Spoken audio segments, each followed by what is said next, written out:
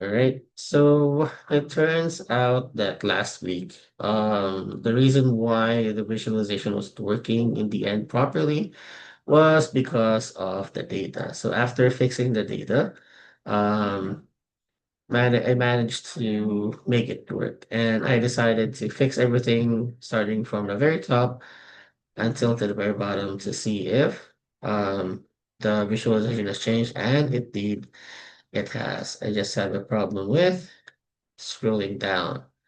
Let me just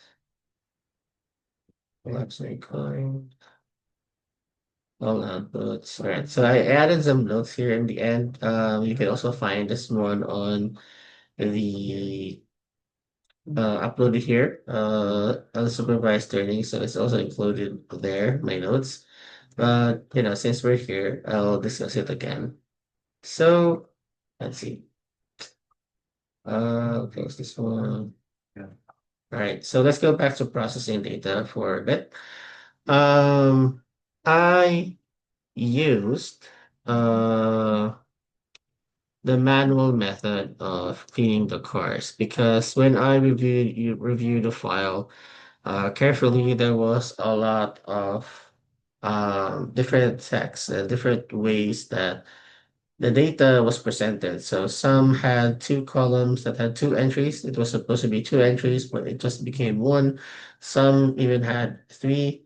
So what I decided was to focus on one part only. So I decided to separate the results first by fuel types. So I started with petrol since it was the most abundant data that we had. So in order to make sure that the data that we're looking at is correct, everything has the same format, uh, the same labeling, right? So those numbers where they seem that they're too big are gone because of those data that has like dashes, right? So they put a range instead of just a single value that made the number too big. So just because of that one data, it can sort of skew your result for your visualization, and that's very bad, really, since we are very dependent on the data.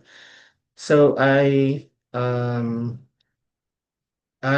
was stuck with the decision if I should do it manually, if I should do programming with it and remove it automatically. But I decided to just remove it manually since it's just 1,000 rows, and it was fairly easy to see which ones you can just filter it out and then remove those things very easily from Excel. So I decided to do that one. And I had a new SV course manually cleaned. I also uploaded this one here, just for you guys to compare. So this one is the original, this one is the cleaned data set. And then all the other parts are the same basically. I did not do any other changes here. But the output did change. So as you can see, it's a lot more cleaner now compared to before, right? So this is what I mean earlier when there were two entries. So there were car names that were two different car names. So I think there were two different models of the car, and then there were two different types of engines as well. Some had a range in horsepower and a range in battery capacity, which made some cars in our earlier version um, their capacity was too big. So it skewed our result a lot. And because of this clean data set now, right? If we view now our k-means, the result actually makes much more sense, right? That the data is actually clustered now very beautifully into three sections. So it's purple, yellow, and green. So the color type doesn't really matter. It depends on your code here. What is your C map? So I just choose Redis. There's a lot of options that you can look for depending on what your uh preferred color type is. But It's just colors. So the point here is that the k-means clustering had segregated our data into three basic types, right? So we, at the beginning, if you remember, we set the clusters into three, right? We like there are formulas for this, but you can also just take a look at the data and somehow see that you can divide this into three. Um, but others are a bit difficult. There's an elbow method here where you have to manually try out different clusters. And then when the data begins to like skew down or go down, um, that's the before that point, that is the cluster that should use because that's the elbow, is the elbow method. You can search that one if you want. Elbow method. Elbow method in choosing trainings. So you can go ahead and add this to your notes. What else? So because of that division, we can see that the cars that are around here on zero, right? They have a smaller capacity of battery and the horsepower is around 250. So we can roughly say that these cars are economy, right? Or the budget friendly cars. And then when you go to cluster two, the yellow ones, these are from 2000 to 7,000 battery capacity with a higher horsepower around 250 to 750. So there's the highest that I see here. So these are around the uh how do I say this? The mid-level cars like the sedans, the uh I don't know the other names. So there's the not sports cars, but close to sports cars because some have higher capacity than others. But you know what I mean. So the Montero, the Ford EcoSport, the pickup trucks, those kinds of stuff. And then finally we have the third cluster, which is this one.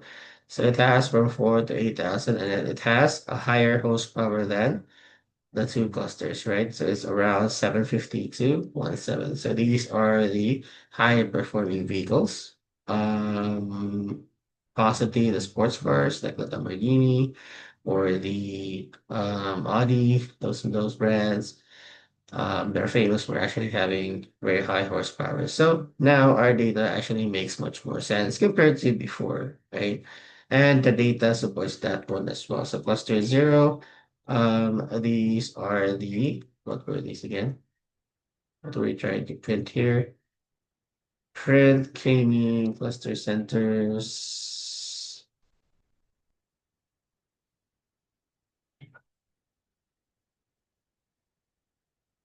All right, so these are just the cluster centers. So I'm guessing this is the mean. And then the okay, capacity is around 175, so this is the average around here. Horsepower 147. So as you can see, the performance is not that good. It's not that fast, right? It takes 9 seconds to accelerate to 100. Cluster one, here is 3 seconds. Car prices. I think cluster one is the green one. Cluster zero is purple, and then cluster two is the yellow one. Right. So you can, I think we can add some legend here. We could have added some legend here to make much more sense. But from what the data shows, I think the green one is the cluster one since it has the higher price. So it matches the high performing cars. And then the green one is also the one with the highest horsepower. So horsepower. Yep. So yeah, that is cluster one. it also has the fastest acceleration. So the data now in our table matches the one in our graph. Let's go now to the second one. Okay. Hierarchical cluster.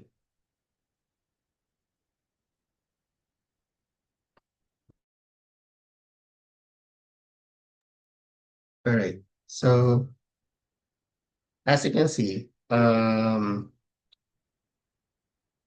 we still set the cutting line to around a distance of 20.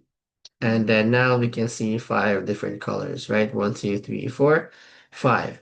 The difference now is that when we try to print out how many cars belong to each cluster, all right, the number here actually matches the size. So cluster three, right? So it's 295. So it's the biggest one, must be this. Cluster one is 162. Is cluster two is 96. Cluster four is 132, 162. And then number five is 10. So the brown one here. So the cluster here, the values or the number of cars associated for the cluster matches what we have here visually on our pentagram. All right. Unlike before, when we tried to cluster this, uh, but the result is not actually the same. Mm, did you try to edit the, let's see, don't forget to edit the data that it is actually using. So it needs to be looking at cars manually cleaned.csv. Maybe Ay, it's still yes po. Kasi yung files niyo mismo, unsupervised learning is nakalink na sa cars manually clean CSV. Pero okay. yung titignan ko ngayon is for example, yung sa hierarchical clustering, Uh, ah iba yung values, for example, iba yung values na pinapakita compared sa available ngayon dito sa ano niyo po, screen. For example, mm, I sent to you po, like, for example, yung summary ng cluster 2 do sa chat box. Iba yung values. I'm not sure kung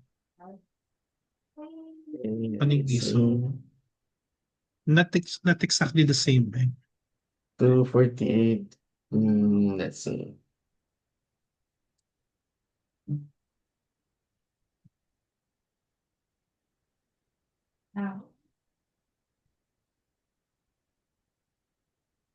And you did not edit anything, sir, right? Wala po. Opo.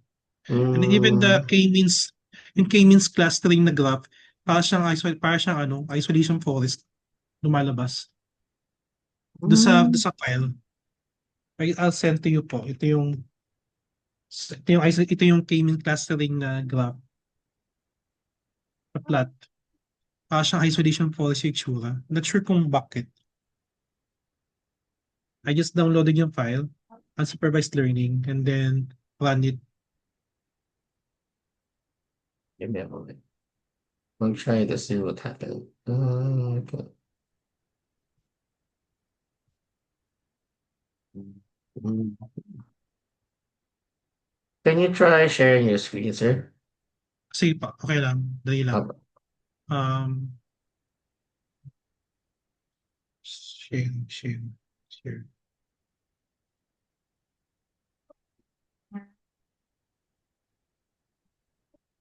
Can you see it na po? I think it's still loading, but are you sharing right now, po? Ay, yes po. Can you see it na? Okay, maybe I can stop sharing. Okay, there. All right. Okay. So So, I just downloaded yung file mhm. from yeah, from here.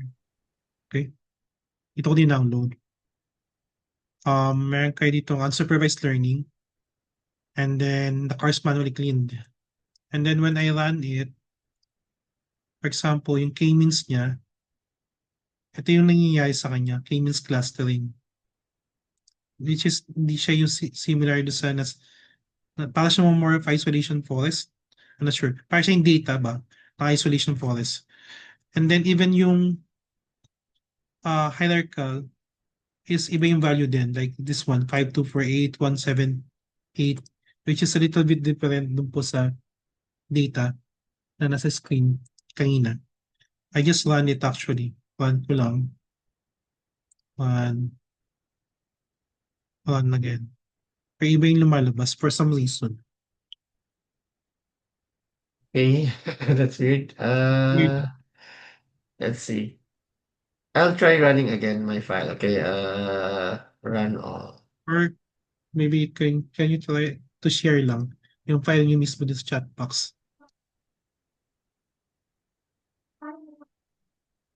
I know si Miss Irma ba? Same lang din. I'm not sure. Kung baka ako lang may issue. Hindi ko pa siya nada-download. Hindi pa. Okay po. Ah. Thank you.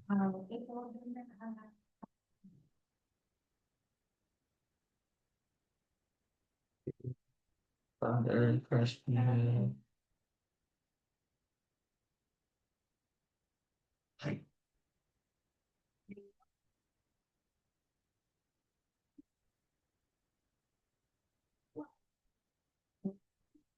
Just a moment, sir. Not in my file. What do you mean? Okay.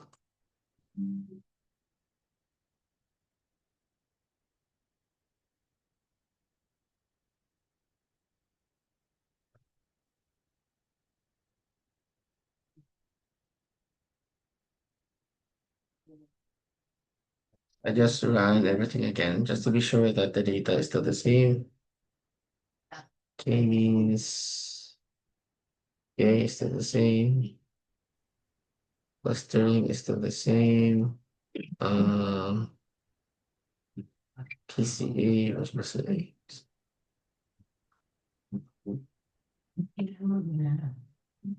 All right. So it's still the Okay. same after running it again. Yes, Mama.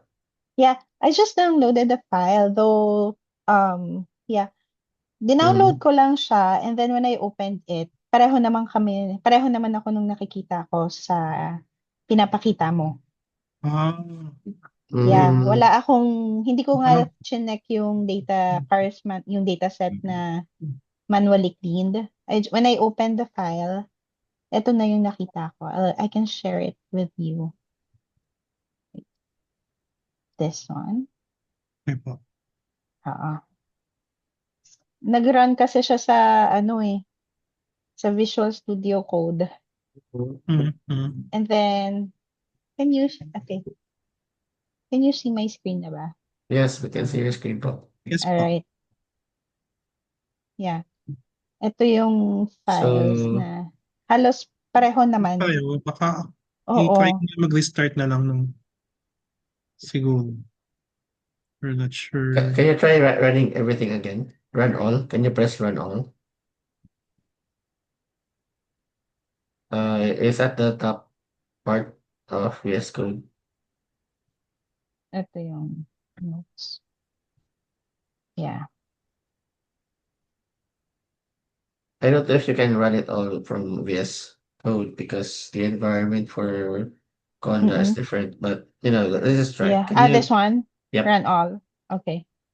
And then yes, just press trust. Trust for okay. Right. Allow. Okay. All right. Ito na siya. Ayan. Ganun pa rin naman. Okay. Baka Mm-mm.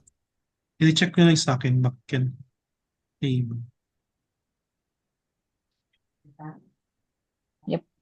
Select kernel. Can you click on the button called select kernel on the upper right? Mine select kernel. This one? Yes. And then click on enable yes Python Jupyter. Can you Okay. click on that one? What does it say? Installing installing. Jupyter. Yeah. Okay.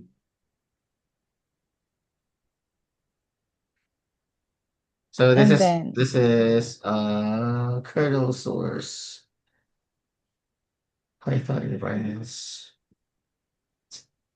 mhm. Okay, let's try Python environments. Click on that one. Python Okay. environments. 3.5. Conda, yeah, let's use Conda. Which Mini one? or Which one? the Sorry. second one. The Anaconda, this one. Yes. Okay.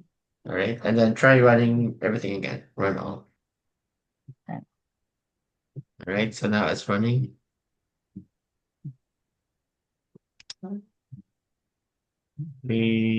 I think that's good. Can Yep. you scroll Go up. again Okay. and see if there is Okay. anything On the different? notes. Okay na, Okay, okay there's na. a file not Nagda-download lang found. ako. Oh, Cars okay. manually clean. So you have to Kasi download hindi the ko din. file. Okay. Yes. Okay, I'll download the file muna. Yours is fixed na, Sir Tiof? Ay, yes po. Binura ko na lang ulit. Then, nagre-download ako. Na-fix naman siya. But, ang weird lang kayo na. Oh. Mm. Did you try Ah, running it again? Na-run ko na. Then, okay naman. Okay na siya ngayon. Okay. okay na po. Pareho na lang So, na. all right. Okay, that's great. So, Ma'am, do you Okay. usually use Visual Studio Code? No, Or I am using Anaconda. Kaya lang kasi okay. may ginawa ako kanina. So, All right. naka-open din yung si Visual Studio Code. Pero ang Ah, ginagamit ko during training is Anaconda.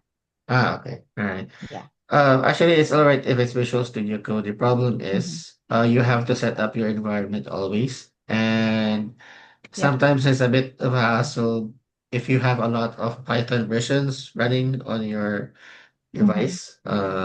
So that's what I avoid always. If you want to use Visual Studio Code, what you can do to make it easier is to go to Anaconda Navigator and then open Visual Studio Code from there. It will automatically connect to the Anaconda environment, and then you won't have Oh, to do anything. Yes. I see. Yeah. Hindi ko, kasi normally Jupyter yung ginagamit ko. Oh yeah, meron ngang Visual Studio Code. Yeah. Yeah. Kasi yung ginagamit kong app sa office is Visual Studio Code. Mm, all Yeah. right. Ah, So ano ulit? Okay lang share ko yung screen ko. Okay lang. yes, yes, sir. Quick lang po. Can you see na po? It's still loading. Okay, yeah, we can see your screen now. So, ginawa ko, dinownload ko siya. And then, ngayon is, pagka-download ko, ito yung nakita ko, okay? So, pareho tayo. All And right, then, I so also that's good. download the file cars manually cleaned. But Uh, nung niran ko siya, nag-iiba siya for some reason. Nung mm, niran ko, naging ganito siya ulit. okay. Before running, I mean, I think, before ko niran, nakikita ko sa'yo, is pareho lang. But when I try to Mm. run it, nagkaganto siya. Mm. So why is that? Because I also tried running my code again, and it's just the same. It's not changing anything. Uh, where is the escapes?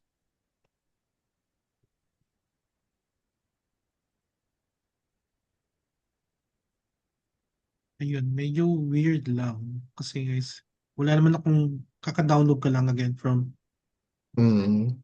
and then Can I'm you using, try? Can you try scrolling up, sir, on your code? Alright. opo, Yeah. Go to the k-means code. K-means, The okay po, code for here. k-means.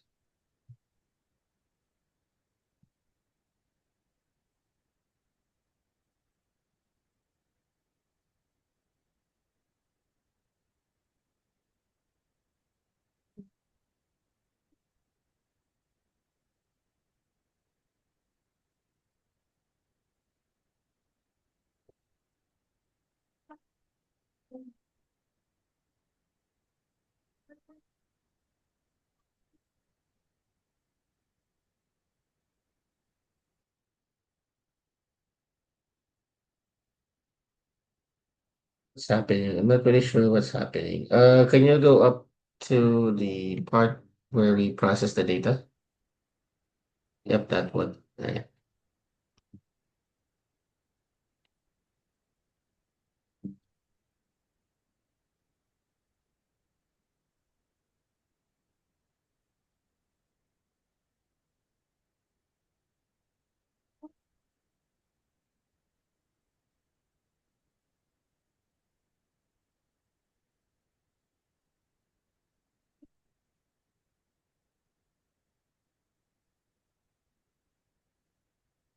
All right, can you scroll down?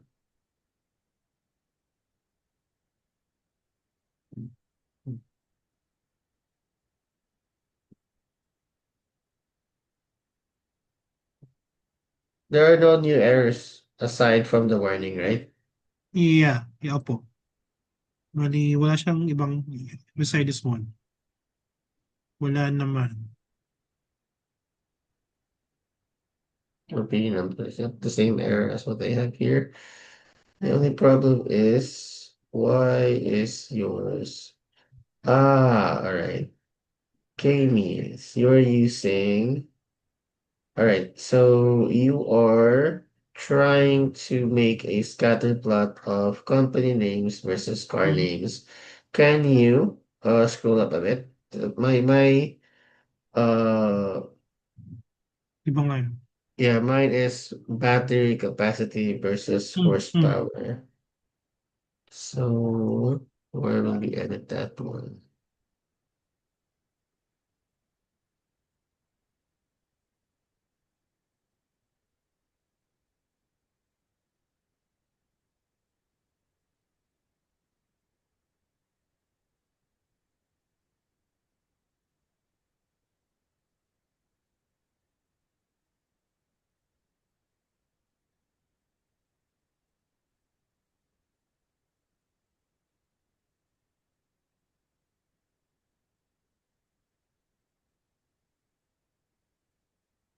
We're using both the same column 0, column 1, but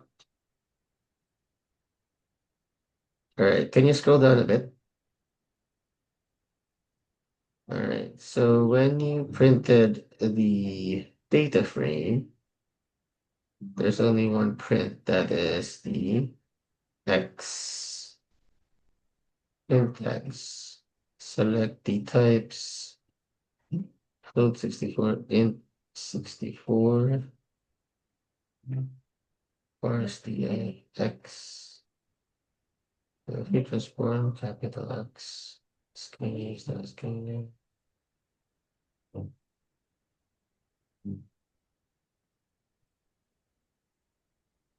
Okay.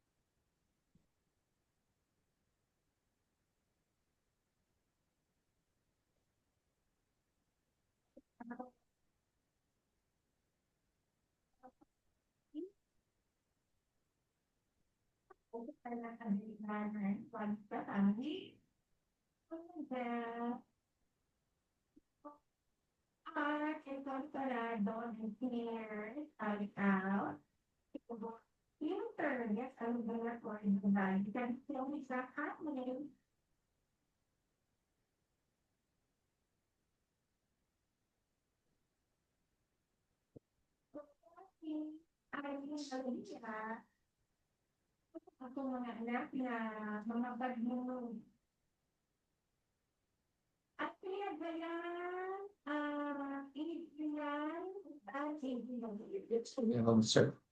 I'll just troubleshoot your group a bit. Before.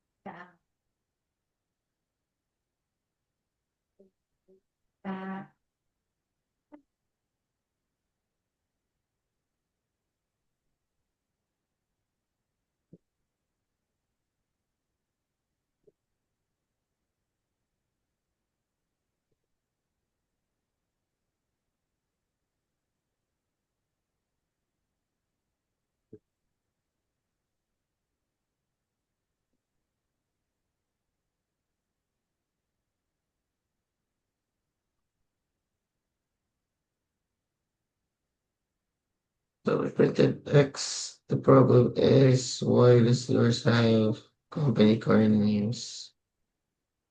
And all right, so yours was working properly, right, Ma'am Irma?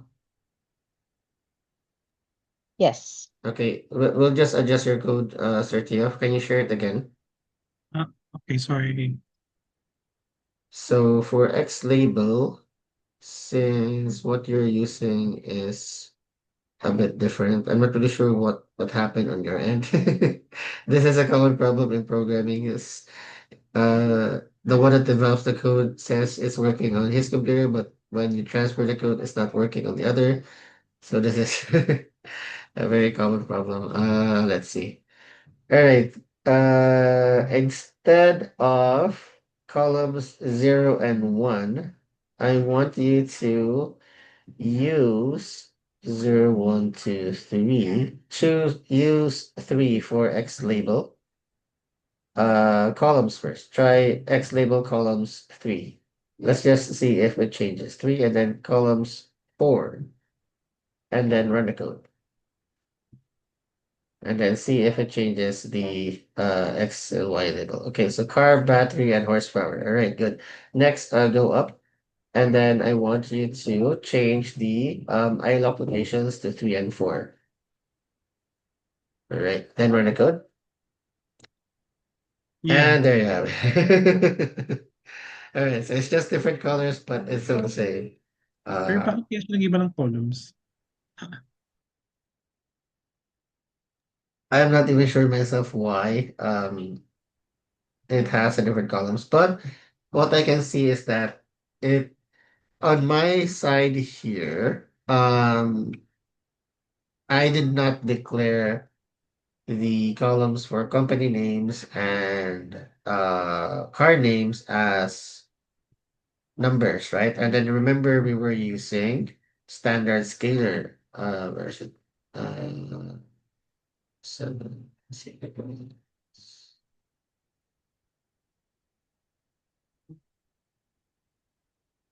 All right, so remember we were using standard scalar and also label encoder, right? So uh most likely the label encoder, we change those names into numbers, right?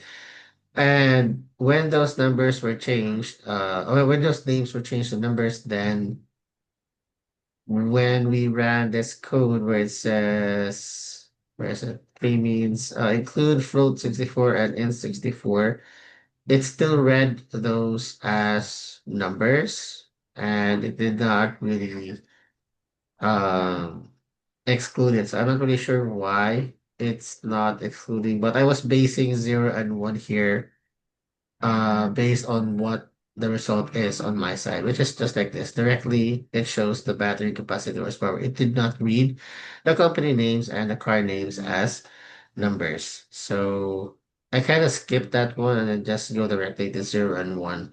So odds are that is also what will happen to your other visualizations. So you're gonna have to adjust your code a little bit to match what we have here, if that's all right with you, Cynthia. Because I'm also not really sure why it did that on your end. It's working on mine properly and it's also working on my brain side. Mhm, mhm. So, but at least we got the same result when we use the same columns. So I think that's more important, right? So for the hierarchical, let's see, what would you change here? How about for the hierarchical? Are our figures the same? Hindi now the same, yeah. Now the same. Nung change pa sa taas, sa K-means, no, pareho na tayo. Ah, all Pareho right. na eh. Okay. Weird. Okay. So that's weird. All right. At least we're the same now. And even the numbers here is the same.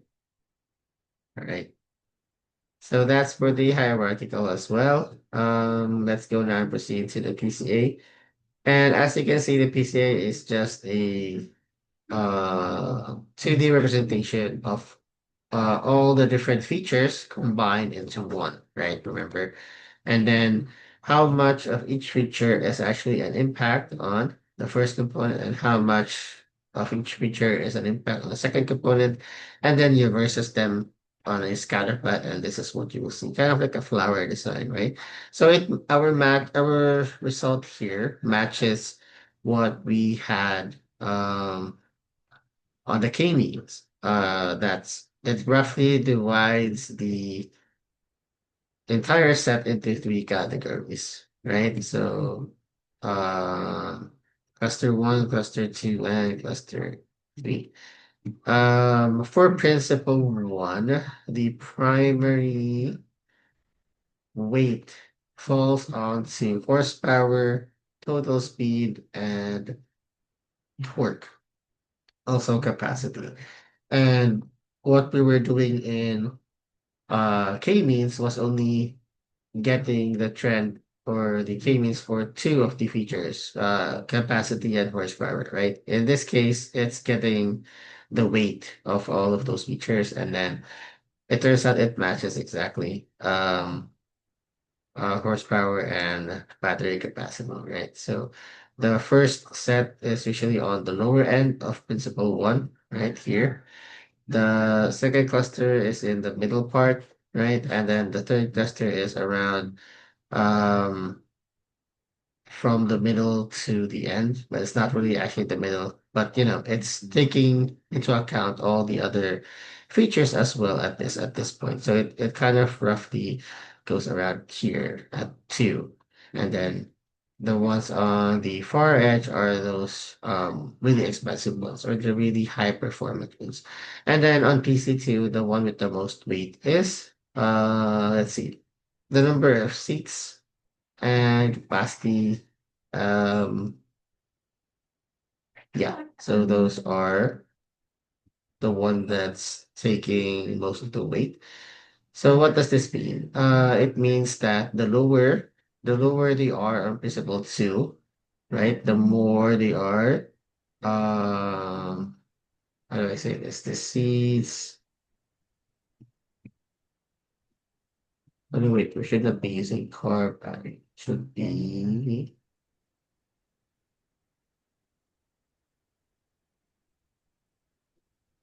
There's only two that's big. Hmm. All right, so depending on their placement on the y-axis, right, the more that you go up, right, is the more seats that are available, if I'm interpreting this correctly.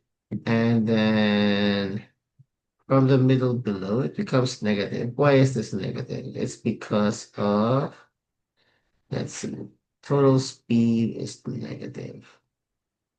What's dragging it down? Car prices is a bit lower. So that means if you go lower here, it's a bit cheaper, and then the higher you go up, the more expensive the car will be. So yeah, majority of our cars falls into in PCA at least, cluster yellow. There's more. These cars, I think, are the ones that are mid-level, like the sedans, and these are the most more budget-friendly cars. Right. So that's for PCA. Ah, sorry. Nag-iba Yes. din sa akin, naiba ulit Uh, yung sa PCA ko. PCA. All right. Let's take a look at your code. Share na po. I think you just need to change PCA result to 0, 3 and then 0, Sinubukan ko na yung Sir 4. Comet N4, pero Mm-hmm. nag-error siya. At Okay.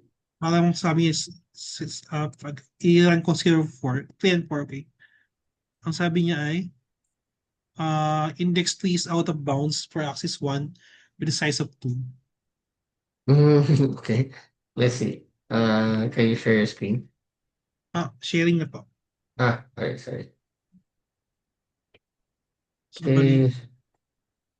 sorry, hindi.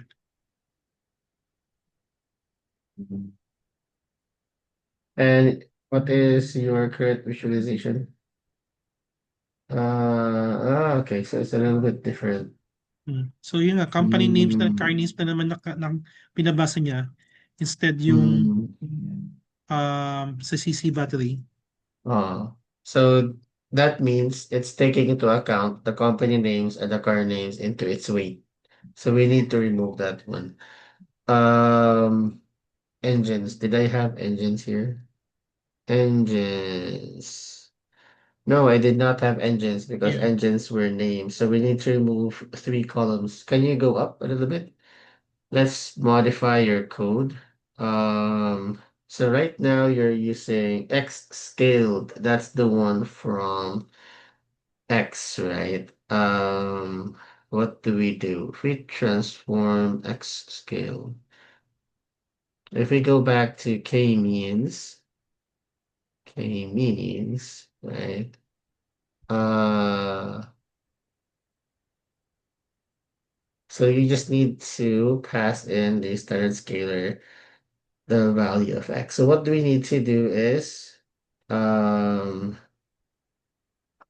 let's see, make a new data frame. Let's make a new data frame and then drop a column. Let's drop those three columns, right? So let's see. Yung dropping stick columns. Gawin ko na separate ni Mama siguro. Yeah. So assign it to a new variable, dropping new columns, and then we'll use that one, scale that one down, and then use that new scale as our new PCA result. Okay po.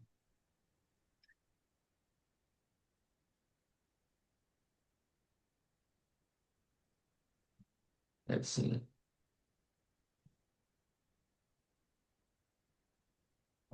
Yan. Ituloy na lang siguro muna natin pero I'll do it later siguro.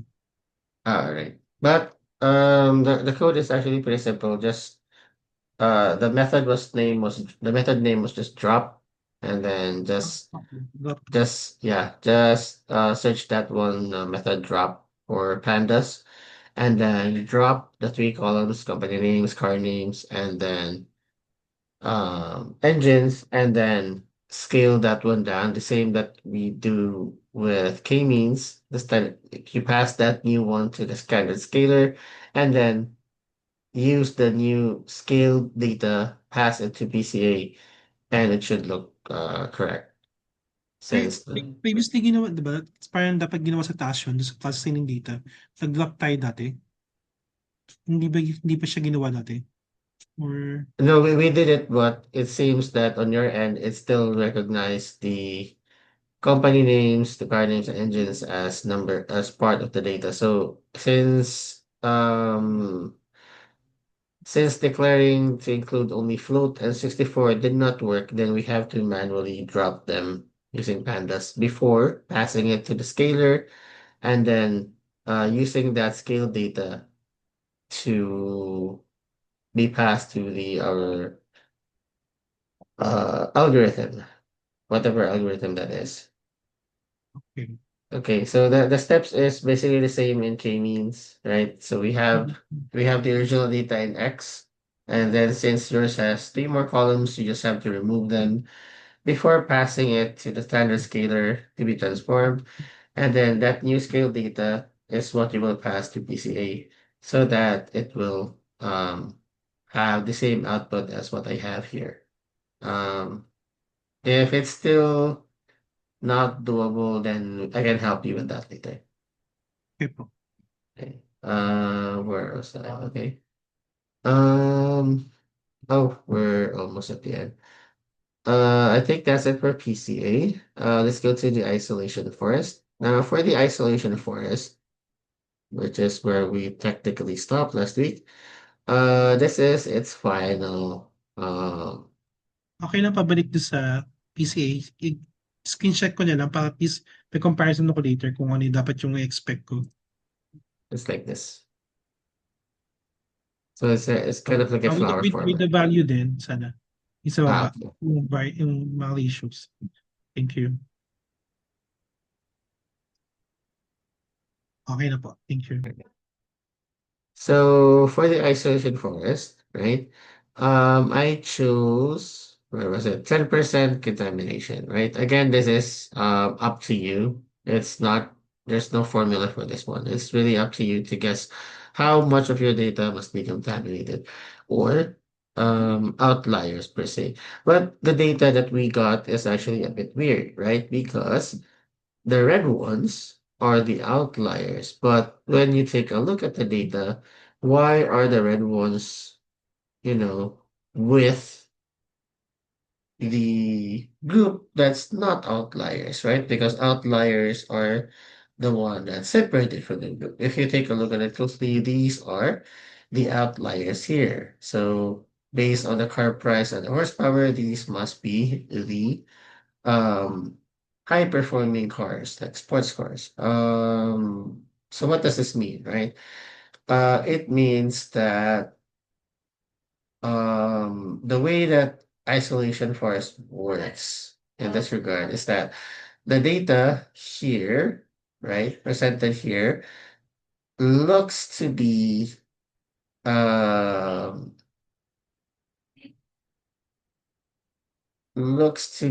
more how do I say this? The data looks like an anomaly to the algorithm, maybe because within that same area, one of the features was actually too high or low. So let's say, for example, we can see that there's only a few, right? One, two, three, four, five, six, seven, eight outliers. So I can't really identify which one of them switch here, but I can guess that. Let's see. Car price, one exploded seven. So it's very low, right? Let's see. Horsepower is around. Yeah. So it's basing it on what are the other items around it, right? And according to its math, some of the features here, right, of that specific car is actually either too high or too low that it can be considered as an outlier. But, it's kind of strange because it did not consider the ones out here as outliers because when you take a look at it, it's actually um, very, very clear that these are the outliers. So, this can sometimes happen with machine learning, unfortunately. So, it's not that this is not useful. It's more like you have to really understand the data that you have first, and also the visualization that we're looking at. So we can't just you know, take it at face value and then assume that this is correct.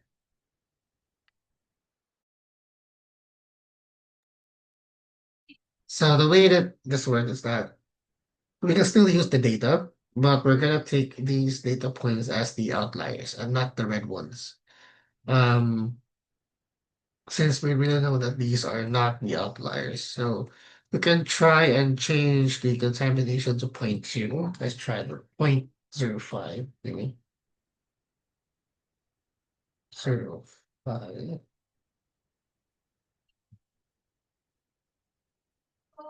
So what happened? It shot up even more, right? So we need to increase it instead. Let's try 20. All right, so now it's getting lesser and lesser.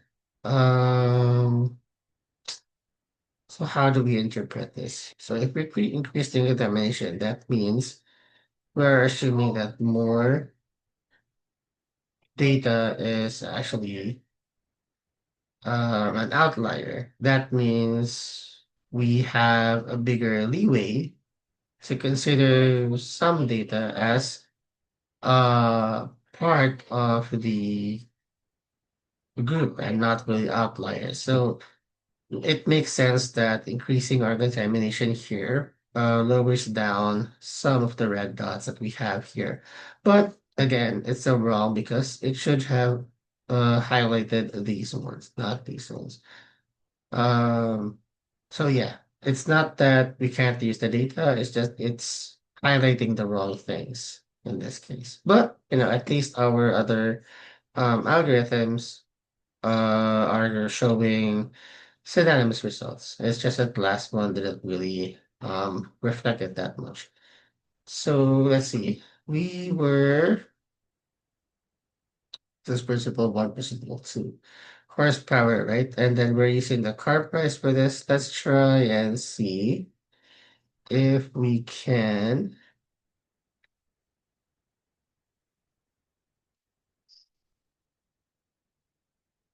Yeah, anomaly.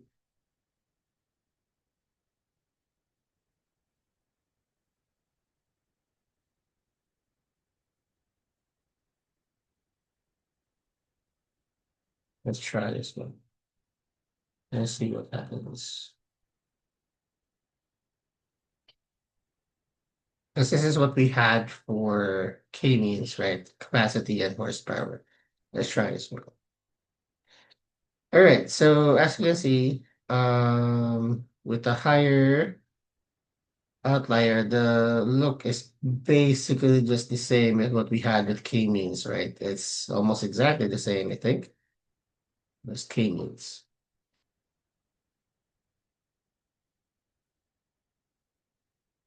Mm, K-means.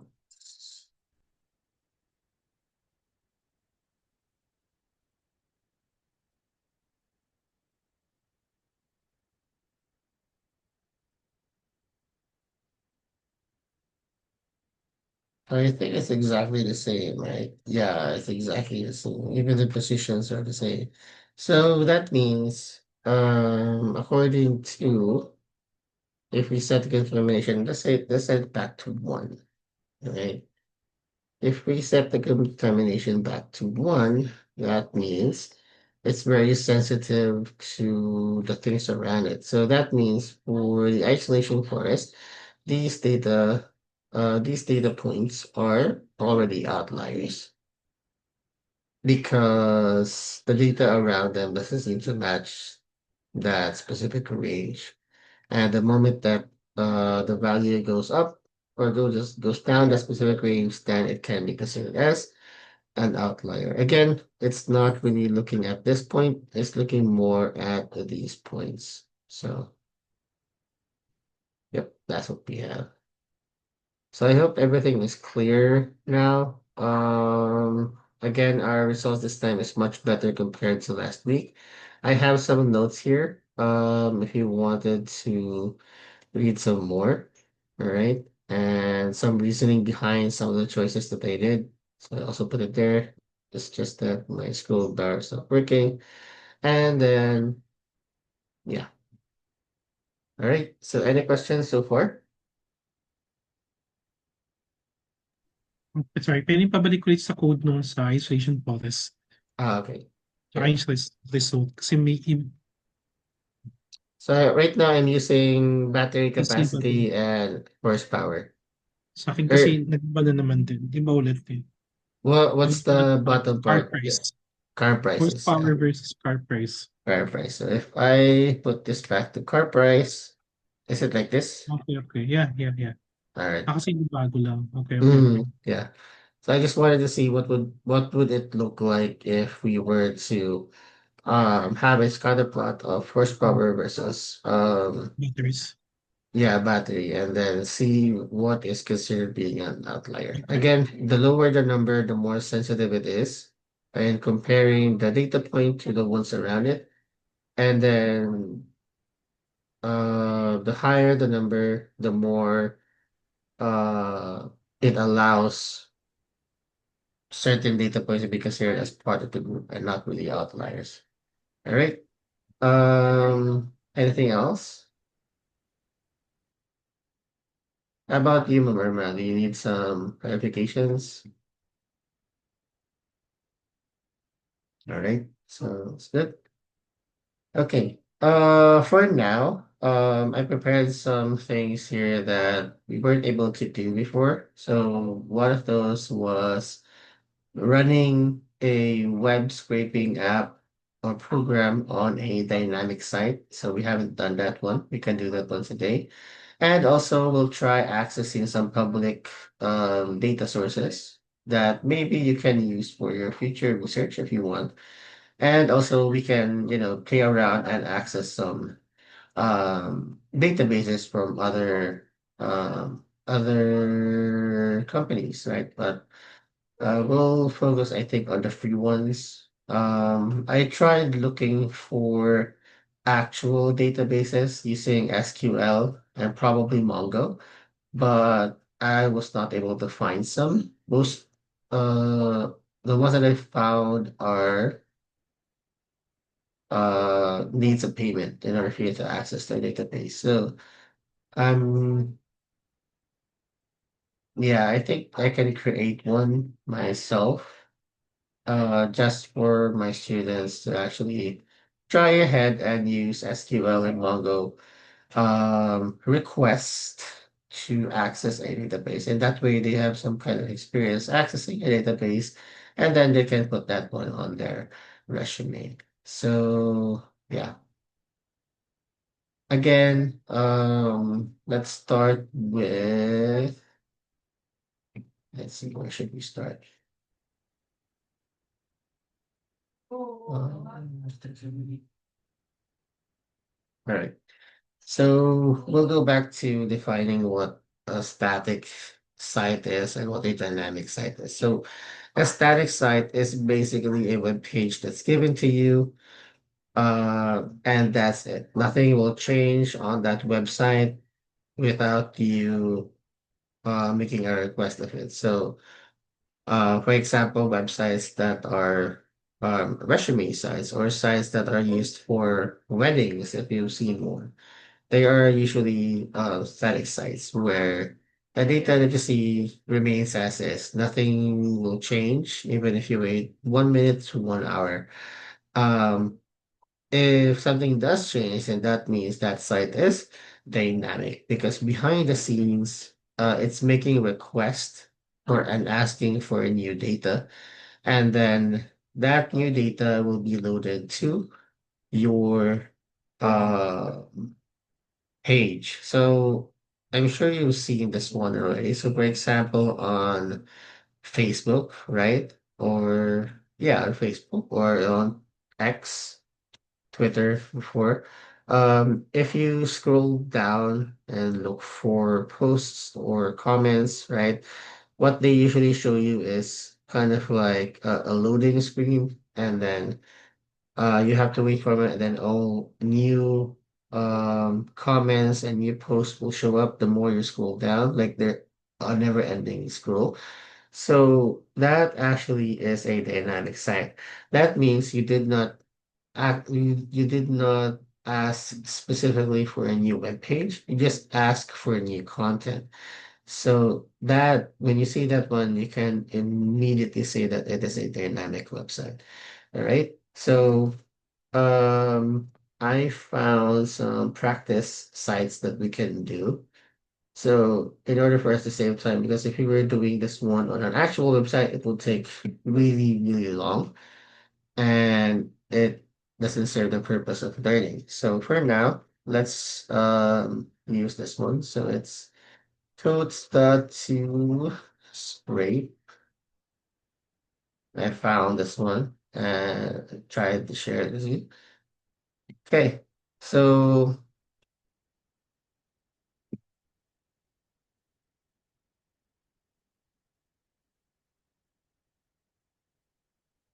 wait, this is not the one.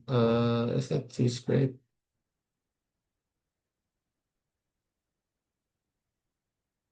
All right.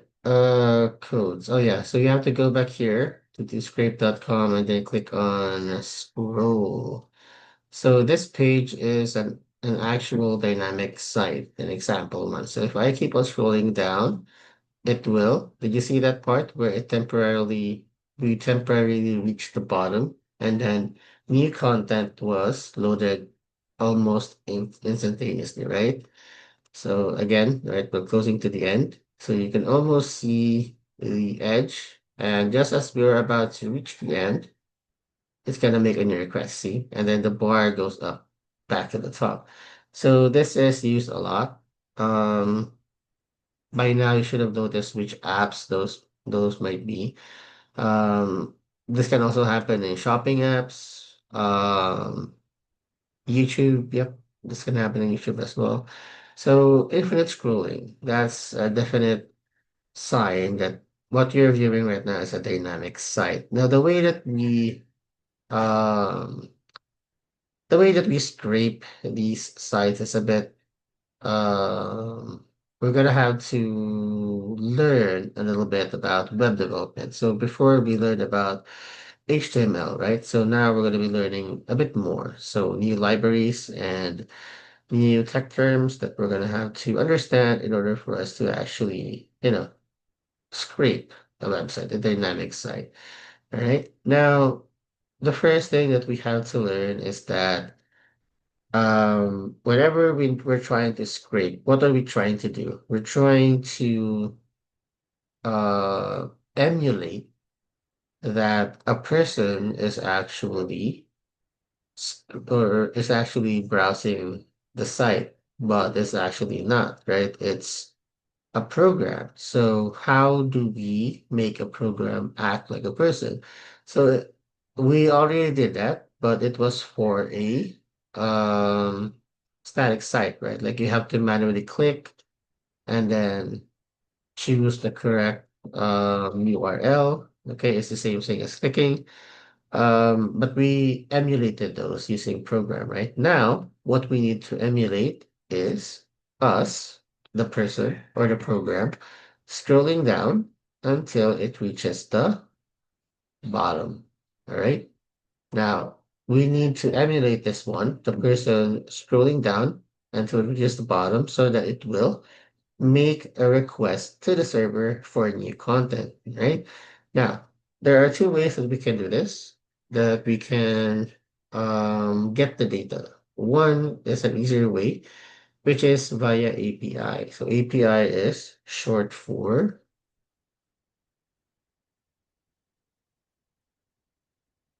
API is short for application programming interface. Right. So basically, this is what you use to interact with the server, right? It just sounds fancy, but that's what you do. If you want to interact with the server, you want something, you want it to do something, you use an API, all right? So we won't be going too deep into web dev, right? Just enough so that we can do something with it.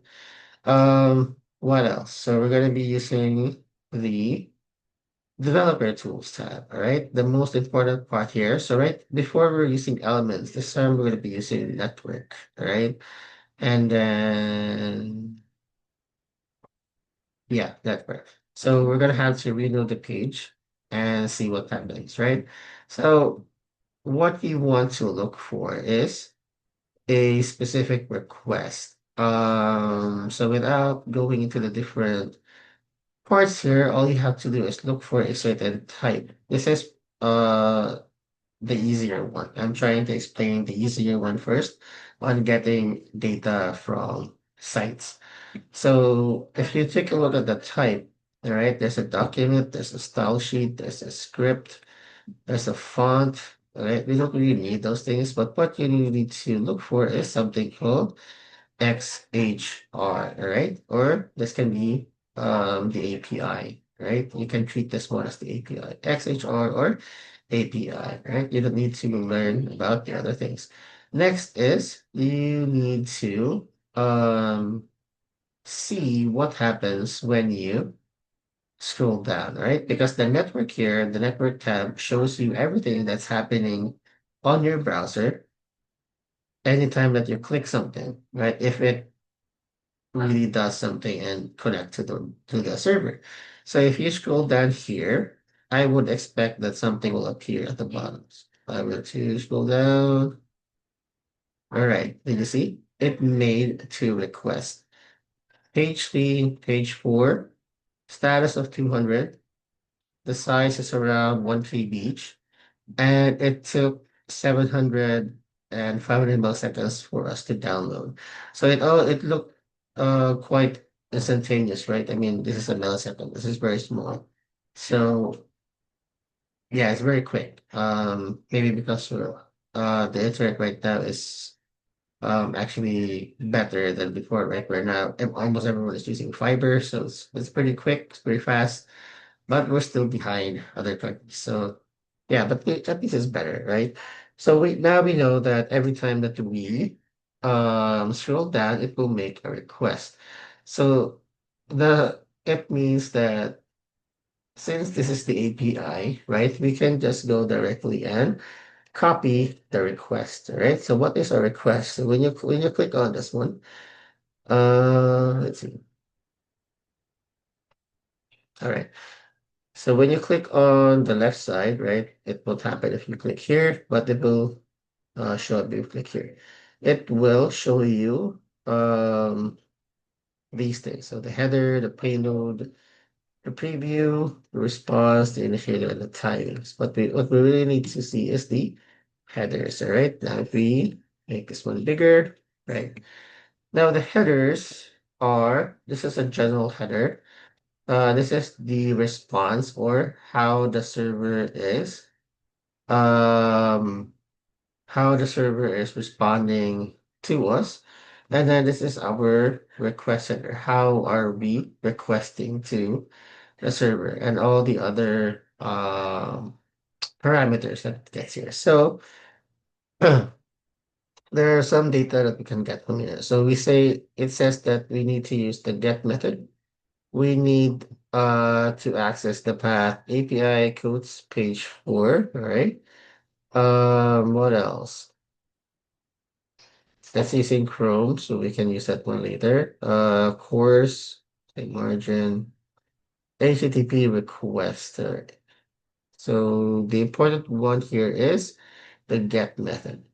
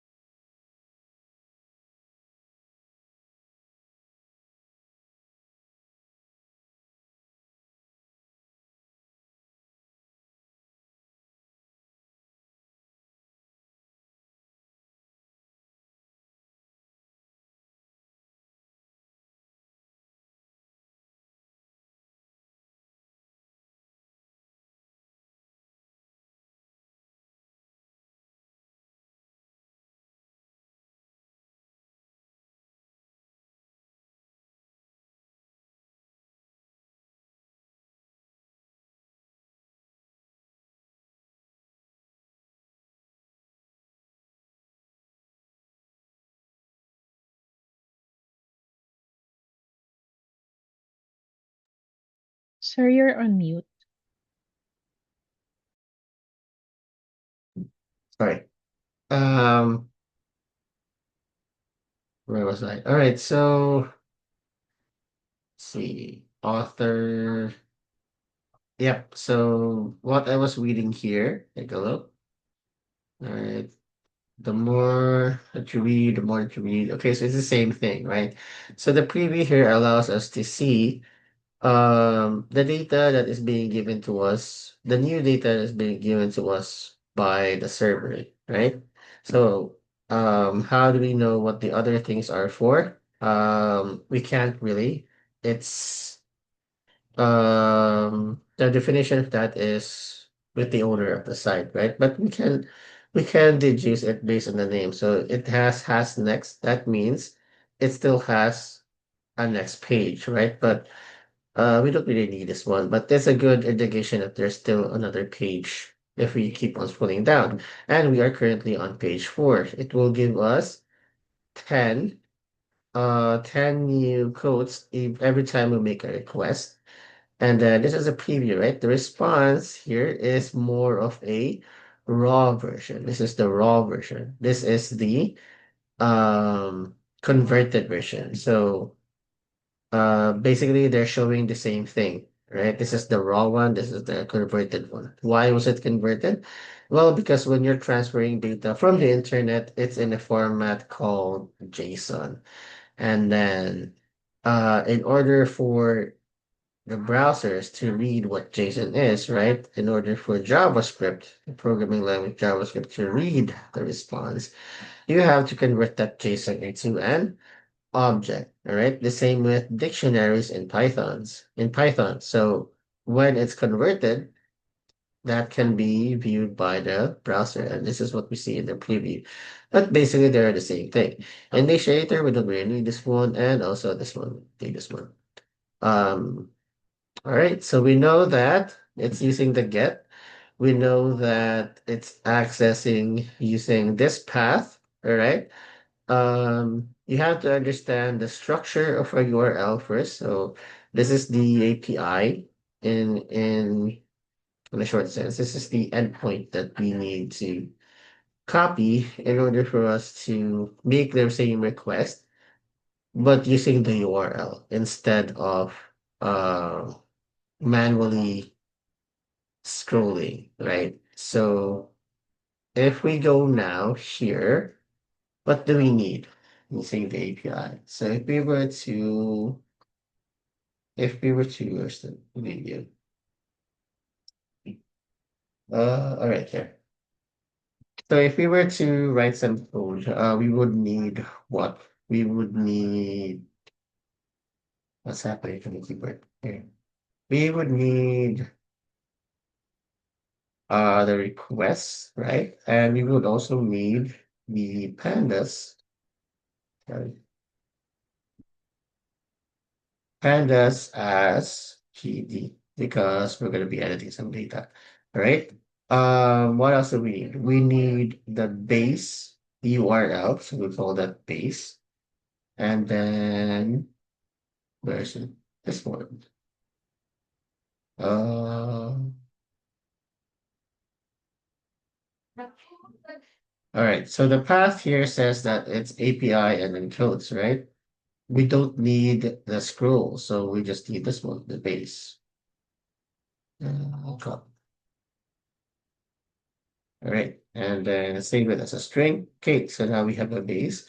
Next is we need the API. So the endpoint that we need. So it is in the format of this one. So we can just copy and paste this one. All right. So what do we need? We need to add those strings, right? So base plus API, but we need to uh we need to view all the pages, so not just one page, right? So this let's make our program more dynamic. So let's stop here for now. We can add those as parameters later on to our request. All right, and then we need a list. So we'll save it here, all closed quotes to save all the data we have. And I also want to start at page one. Page is equals to one. And that's it. Next is we need to find a way to what? Access the different APIs. So we can just use a loop on this one, right? Because starting from one, we can just increase the number by the end of the API, and then it will keep on giving us new data. So we can just use a while loop here, while loop, and then we'll set this one to true because we can just use a break later on to exit out if we want. Next is should we use a try block? I think we can skip that one. So we need to get the page, right, using the get method. And if you use the get method, it will be returning an object. So we're going to be saving to something called the response. This is called rest. And then request dot get. It has a two arguments, so it needs the API and then the parameters that we will add. So parameters, this is where we will add the page. So we say page and then page, right? The page variable. So parameters, parameters. So in the end, it will look something like this one, quotes, and then question mark page 4. It will automatically be added using the parameters argument. All right. Next is we need to, just in case there's an error, we can say resp dot raise for status, right? Just in case there's an error, it can let us know what the error is for, right? What else? So, assuming, right? Basically, what will happen is that the moment that the get method is ran, Python will sort of pause for a moment at this point because it's making a request to the server. It's waiting for a response. So after a response is given, we can say now that data is supposed to response. And then if you remember, the response that we get is a JSON data, right? So if we use the .json method, we can actually convert this one into a um we can now convert this one into a Python dictionary since we're using Python. If this was JavaScript, it would be uh, objects, right? So let's see, what else can we do here? Um, we can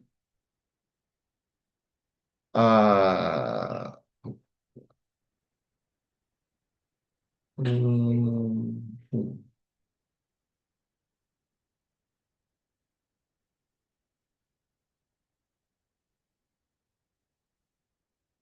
since this is, let's put a break afterwards. Let's just take a look at what this looks like. Print and then data. And then I'll say break. Mm, parameters. Oh yeah, it was not called parameters. You can put params, short for parameters. All right. So this is what? This is what we got directly by making a request to the server. Similar to how we got the HTML, but instead of going through all of those, selecting the elements, selecting the classes.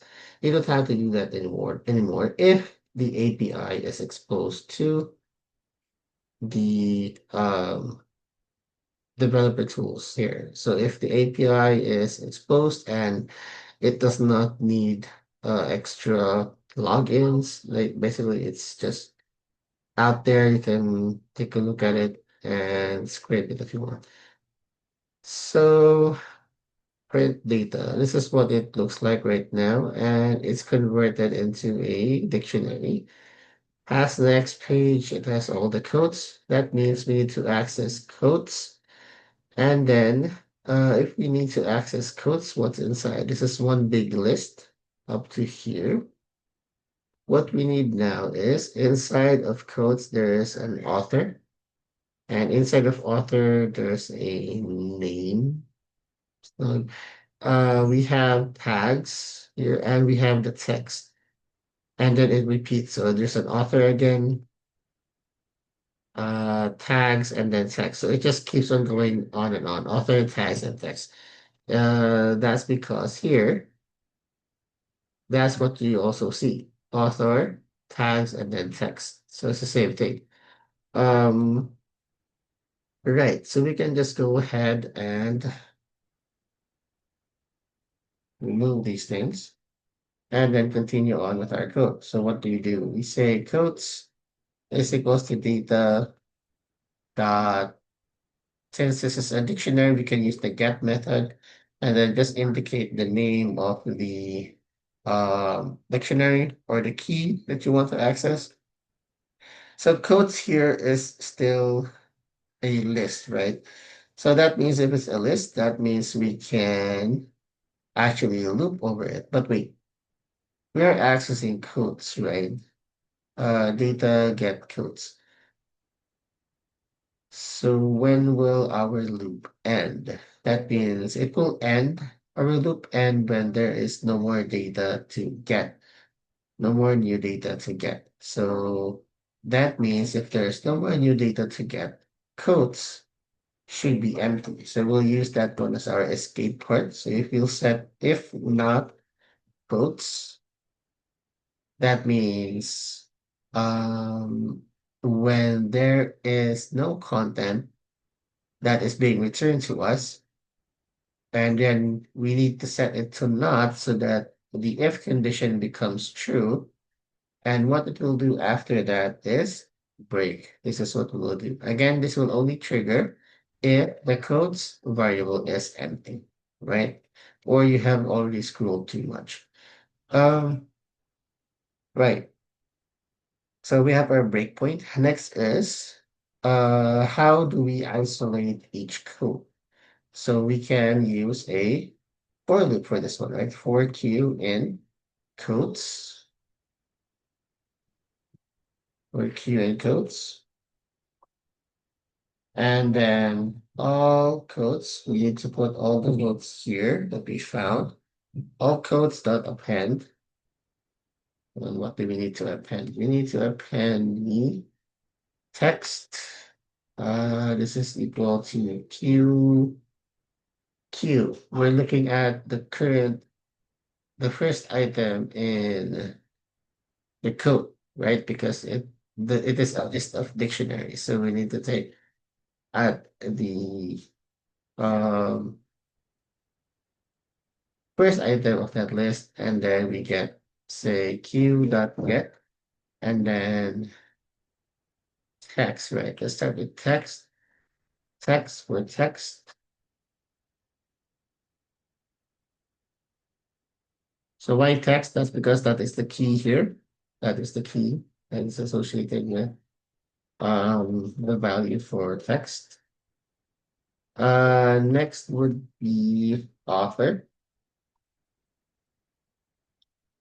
Author. All right. So author is inside of a list, and then as well as all the others, right? So, but they are saved as values. So what do we say? So author and then q dot get author and then dot get name.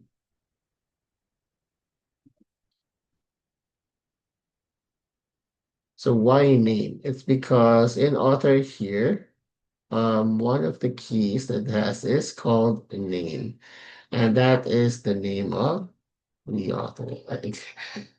Right? So I just said the same thing, but in reverse.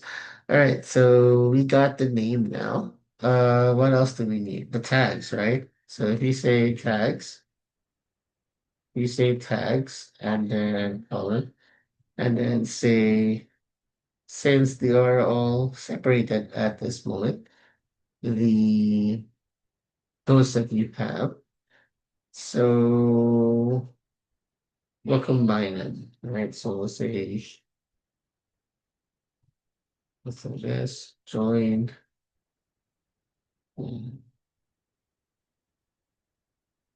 uh,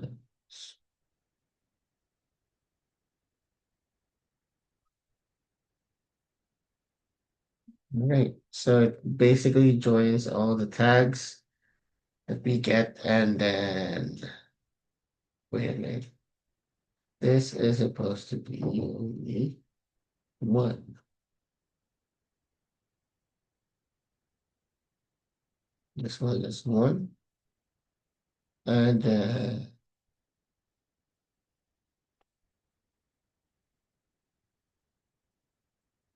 yeah. quotes tags, and this would need two parentheses and comma.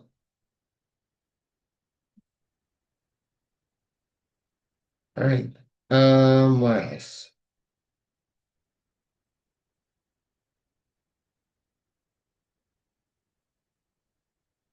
Hmm. All right. What else do we need? Right now, after getting all the codes, we can now increase the value of p. So p is equals to 1. All right. That means there are still more things that you can scroll, and then you just have to keep on scrolling down. All right. So I hope that makes sense. Last but not the least, we are now changing it into a data frame. So df is equals to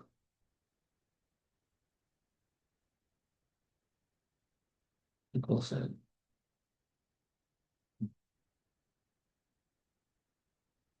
right. What do we have here? Mm, what's it be?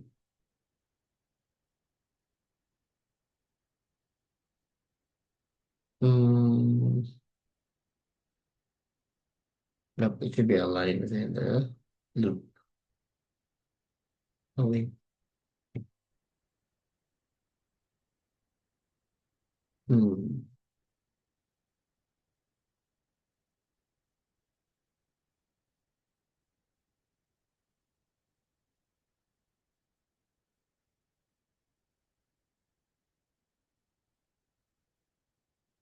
Instead of page one, page one.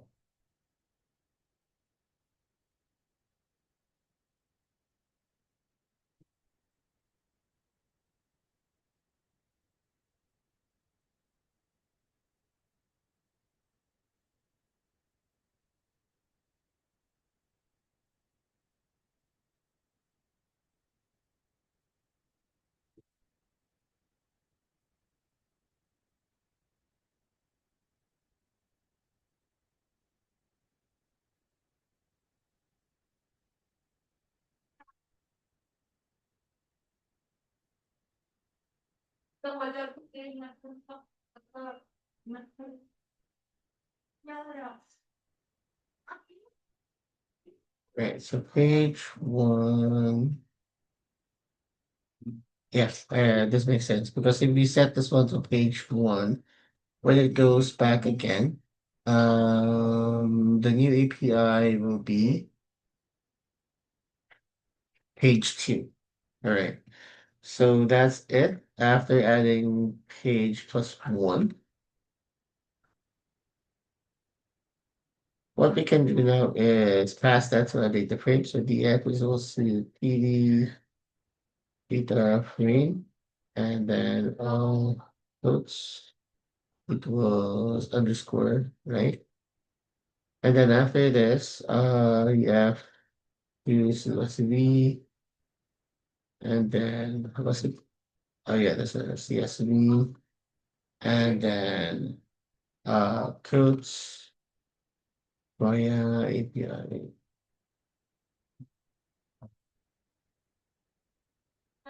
API, and then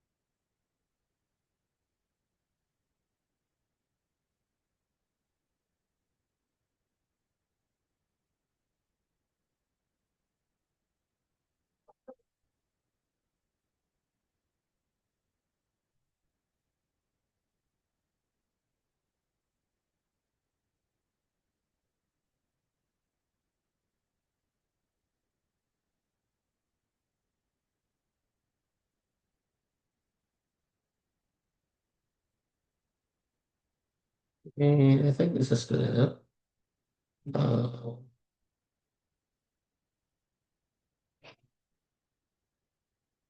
I think we can save something, print, and then save, and then PF, yeah, and then what are we doing? We can say that these are the codes. All right, if we try and run this one now, shouldn't we go line 20? What is line 20?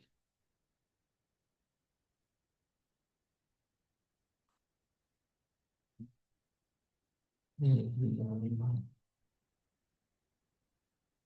20.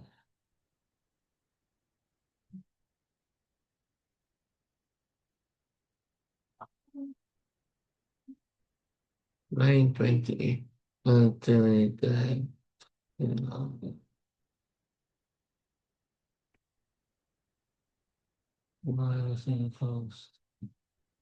Which one?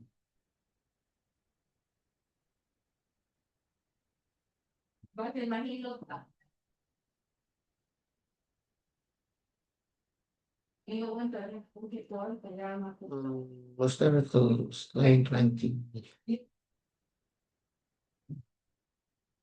Maamin, manang sa kukiro to walay binlan lang siguro na akong sales ng September gamay man no? Para di lang sa mag-zero man. Ma? Basta nila tingnan mo. Kaya may buong sila i-wifi. Dili ka ng 22,000 ang itong We need to add this one after the here. Tayangan mo rin po nga ba kung mabayaran mo tatapit rin mo pangawa rin tamo. Kaya, wait, sama, ang mahilan. Wala ang space. Pero nangyayari pa ang gano'n. Sabi ko bang sila, nakabayad tayo. Isa nga. Na, dahil nangyayari pa. Ito ko, Jay. Ma, ayun ako. Ipon siya ka pa ngayon certificate. Di ba mga yung mga certificate na yung ibo na. Kuhan. Okay.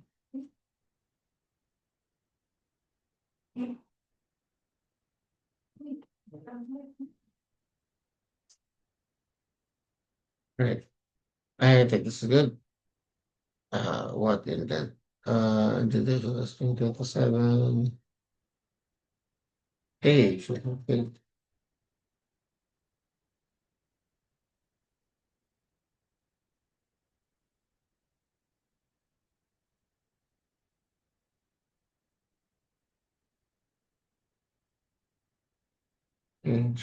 Regular page.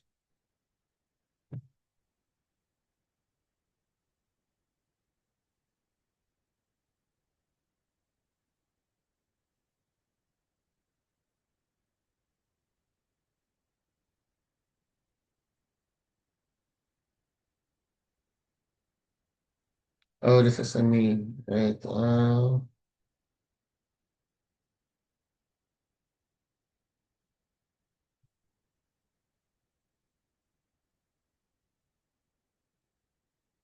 API. What's this?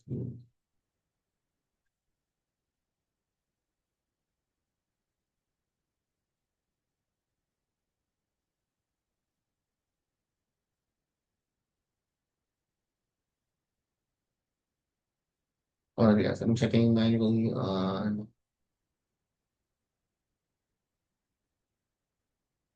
See. Hmm,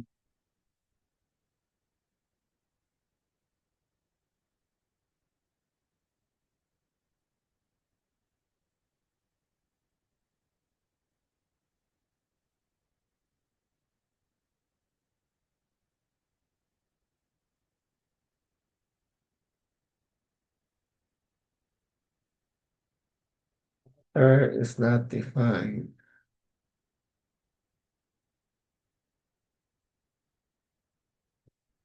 Sure.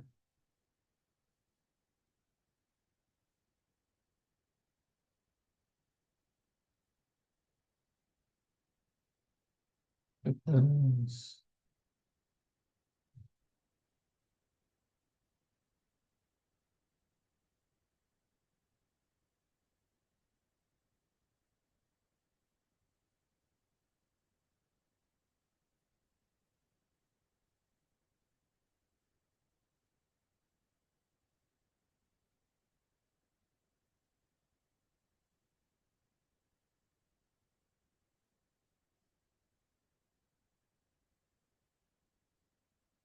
Okay.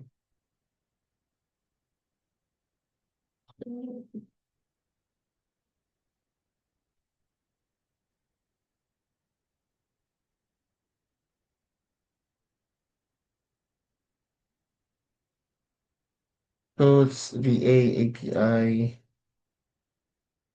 That means there should be a new file in my Explorer. I am trying to look for it. And it's this one.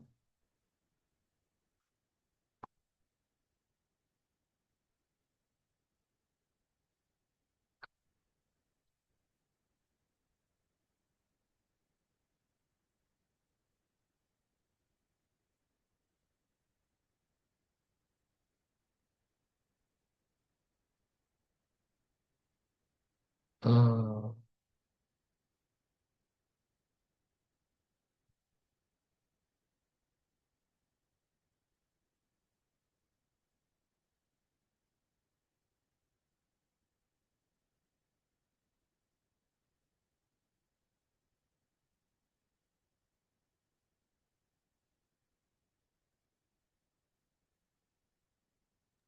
Yung CSV dapat .csv lang. Hindi si CSV. Kasi yung data frame dapat capital F, di ba? ah, where's the other one, sir? Data frame. Well, di ba siya tao to? Dapat na capital F yung F sa frame or hindi siya nag-matter. Data frame. What number? Ah, ito? Oo. Hindi mo nag-matter kung ay, baka hindi naman frame. You mean the name? Oh no, data Yeah. frame is capital F, right? Tapos index equal to false. Index. False po. Oh, False to false. false. All right. Hey, thank you for noticing that, sir. Hopefully it works. I think it's working because it's loading quite. All right, so that's it. Saved 100 codes. If I were to open it up, I think it's in the new, new,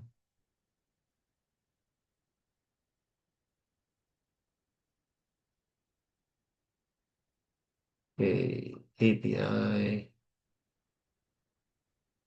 All right, so here we go. Actually, yeah. All right, so we have the same thing. All right, so you have it there, and you also have it here. I just open it in uh on Jupyter Notebook. All right, so good job, sir.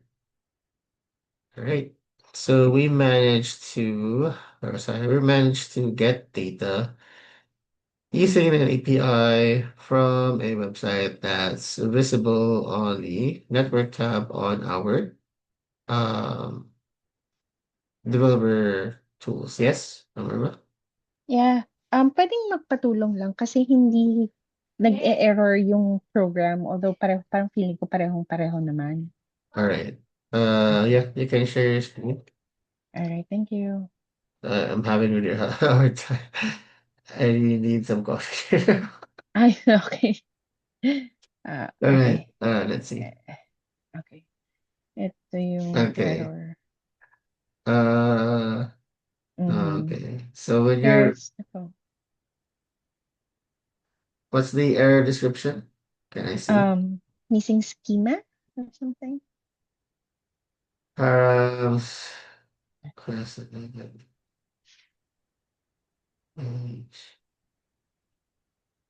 can you go to the very bottom of the error? All right, so it's not no schema supplied, API codes. All right, can you scroll up? No schema, no schema. Base plus. Hindi siya Ah, equal. sorry. Base plus. Saan? Base plus, yes, it's not Here. equals. Yep. Sorry. Base plus? Plus. Hindi siya equal. Plus dapat. Ah, Base all plus right. API codes. Okay. Yan. All right, try it out. And then, All oh, I right, see. okay. Okay. So, you were printing it out. Yes. Mm-hmm. Uh, did it say at the bottom that it printed out 100 codes? No. Saved 0 codes. Why did it say Mm-hmm. saved 0 codes? Can you go back up? Okay. Let's see. So, Page, it syempre, should be page plus 1, yes. I see. Plus equal 1. equal to me. Plus equal Equal. 1. Equal, yep. All right. Okay, Siya file name. try file name goes via API. That's Yep. CSV. Sorry, that .csv. CSV. Yan. Yeah. Okay. Codes, dapat may underscore yung pangalan. Ayaw ata niya may space. Yep. Ah, Correct. okay. So, quotes via underscore APIs. Ganyan Yes. po. Apo. Yes. Okay. Hmm? 0 quotes pa din.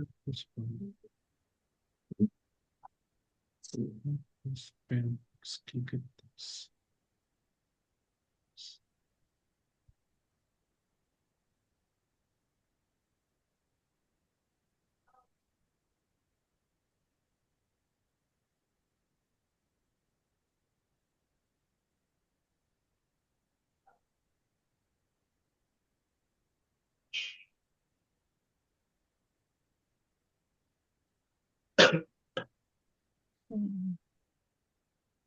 All right. Can you scroll up a little bit? Scroll up. Okay. Yes. But, let's see.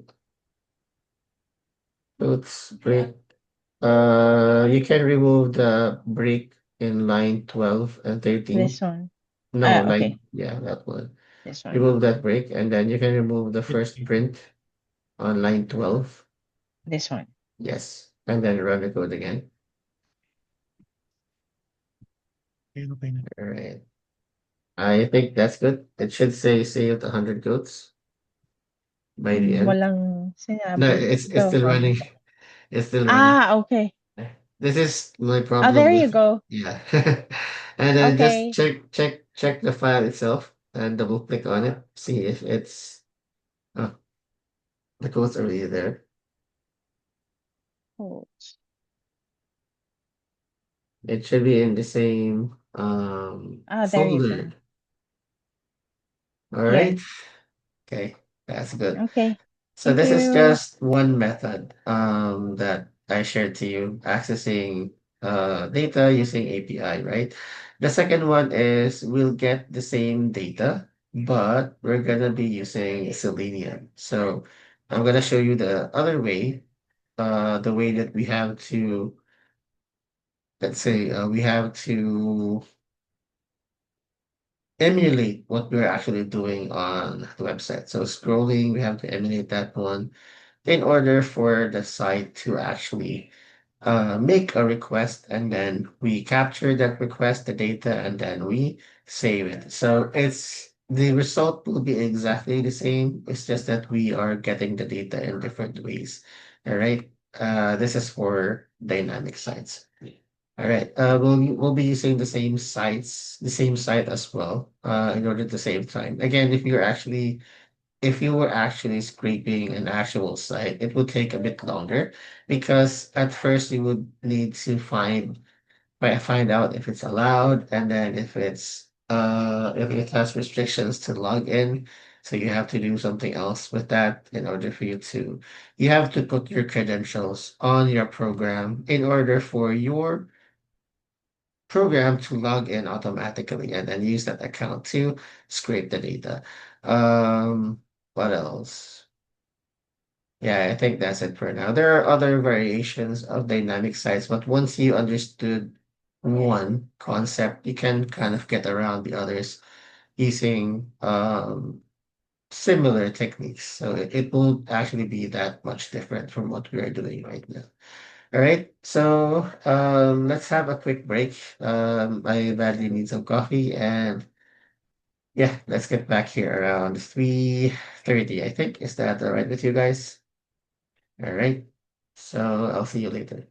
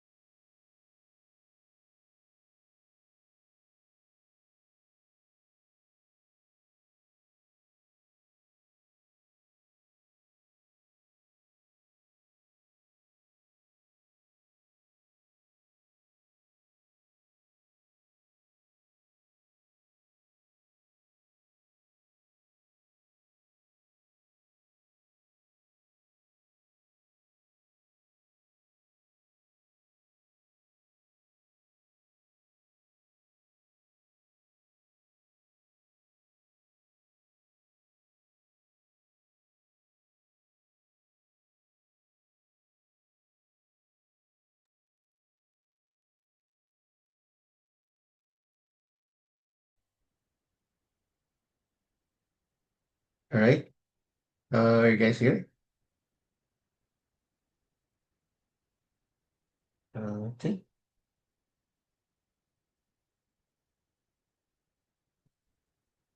Uh,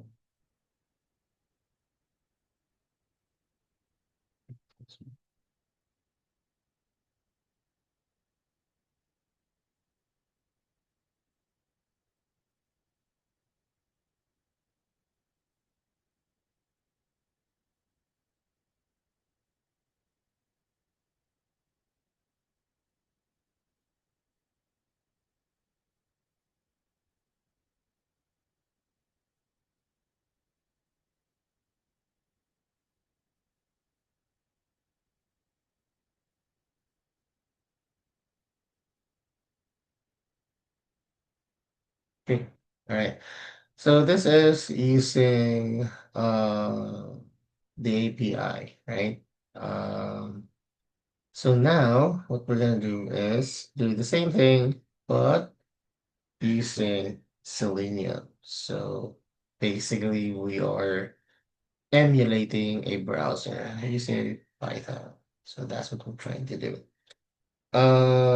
All right. So if you guys are gonna follow me along, you're gonna have to install Selenium and also WebDriver. So let me show you what this looks like.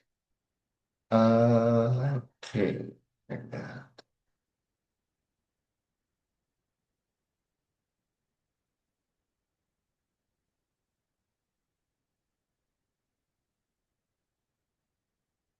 let me just switch screens. Okay. So this is my Anaconda Navigator. What I want you guys to download in order for this to work is this one, Selenium. If you download this one automatically, Selenium Manager will be downloaded as well. So just download this one. So it's 4.37. And then the other one is this one. So WebDriver Manager. So the one that you will see is with a dash, but since dashes are not accepted by Python, it will also install the other version with an underscore. But this is what you will find if you search it. Just download this one, and then this one will automatically be installed. Right? So we will be referring to it with a underscore because the dash is not accepted. All right. So I'll go back now to my other screen. Parang yung Selenium tsaka WebDriver Manager. Yes. So I'll explain what those things are for as I go.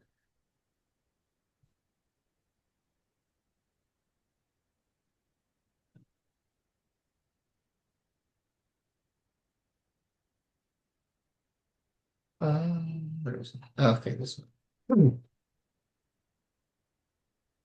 All right. So what do we need? Um, First, we're gonna need the WebDriver from Selenium. So we're gonna say from Selenium import WebDriver. Selenium WebDriver. All right.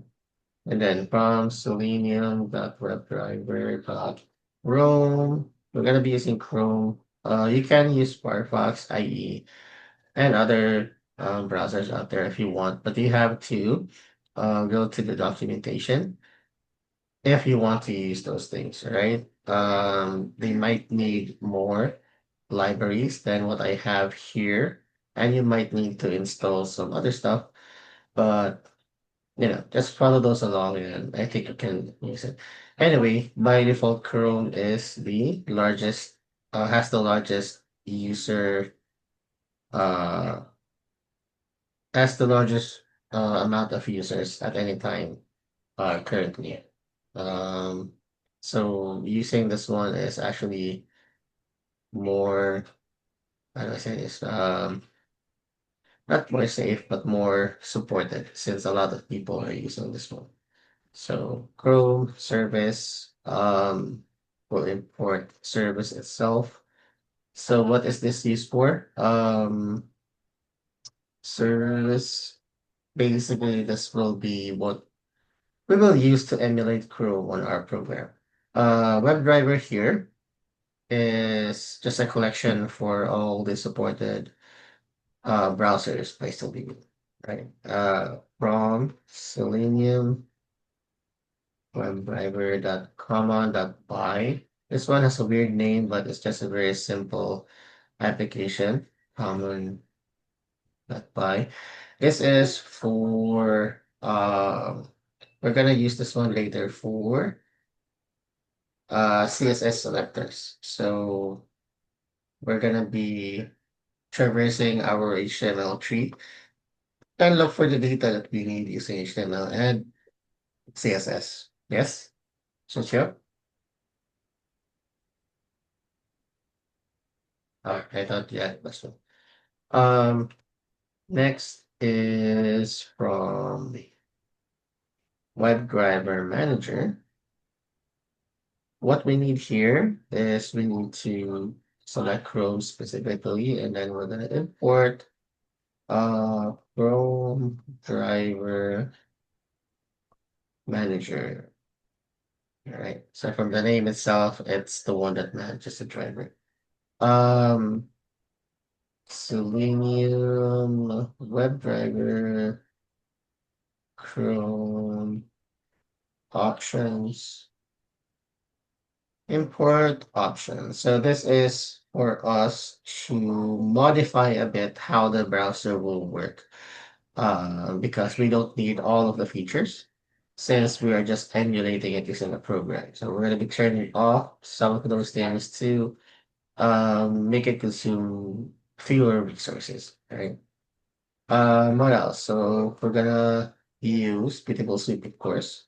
Import local soup, and then time. We're gonna be using some time functions, and then import and SSPD, right? And the first thing that we'll need, of course, is the same thing, the URL. Now the URL for this one, right? Um, we're not gonna be needing the base URL because we need to actually go to the scroll here in order to get to this page. So this will be our URL, this entire thing, right? Okay. Next is we need to trigger the options. So we'll save this one as an object in opt. So call options on this. All right. Next is we need to add some options. Ops dot add argument. All right. And what do we need? We need to avoid headless. Headless equals new. So what does this mean? This means that we can run Windows Chrome or the browser itself without being invisible. Right. So we don't need to see the browser in order for us to operate it. Okay. So this is what it's for.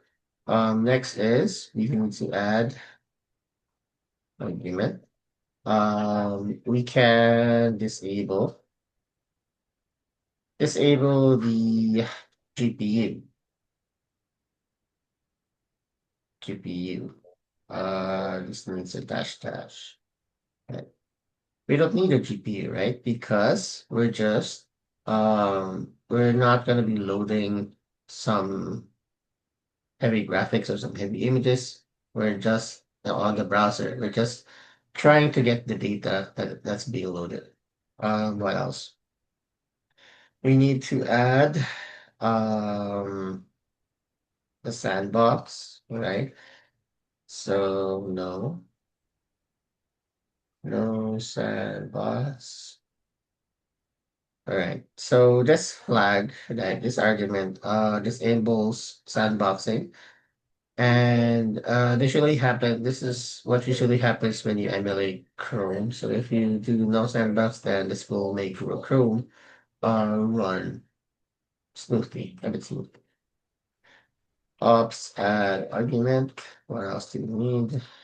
We need the size of the window, so we can set it to Windows size uh 1920, 1080. So that's a fairly big size, right? So you might be wondering, sir, why do we need a window size if we can't even see the window? So it doesn't make sense, right? So remember that we are trying to emulate the browser, and then we're trying to load the data onto that emulated browser. Um, Depending on the size of your browser, the way that the data loads, okay, the layout as well, and then the screenshots, it can have an effect on the HTML.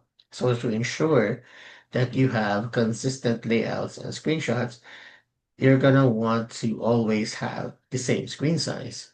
That will make sure that you are viewing it in one size only. So it won't happen that on the next view, it's gonna be in a mobile view or in a tablet view, which messes up a bit the HTML as well as the CSS on that, and then it might not get the correct data that you are looking for. So that's why we're setting the size. Next is for the driver.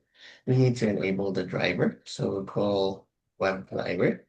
And then we use the Chrome method because we're using Chrome.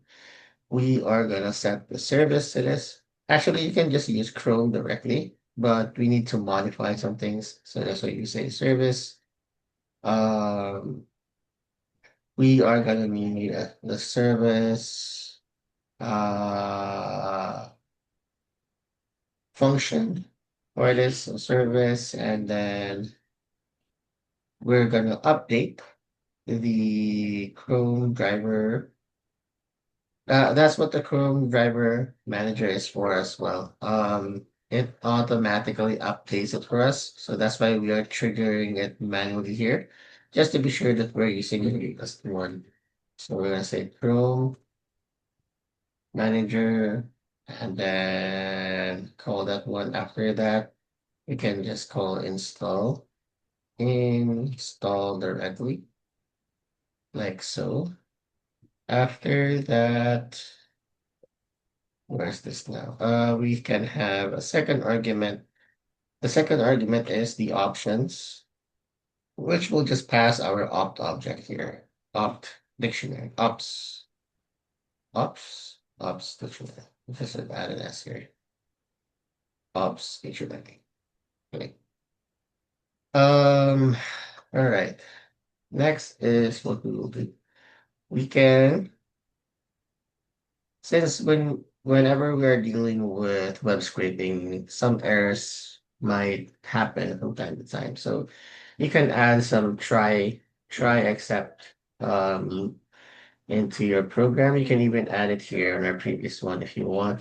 So what is a try except or try except else and then finally. So that's how it works. So if you want to search that one, it's the try, accept, else, and then final. All right. So there are four sections to this. First, try. It will run the code here. Run the code here. If an error is raised, if error is raised, um, except will catch it. Will catch it. So, if an error occurs in the try part, it will go to the accept, and then whatever code here will be ran. So, what does this mean? This means that your program will not stop just because an error has occurred. It will take it directly to except, right? If you want to put something there, or you can just leave it as is. But if you want to say print, like error occurred, it can just go directly to the next part, right? And then the else is what will run regardless if the if it has an error or not.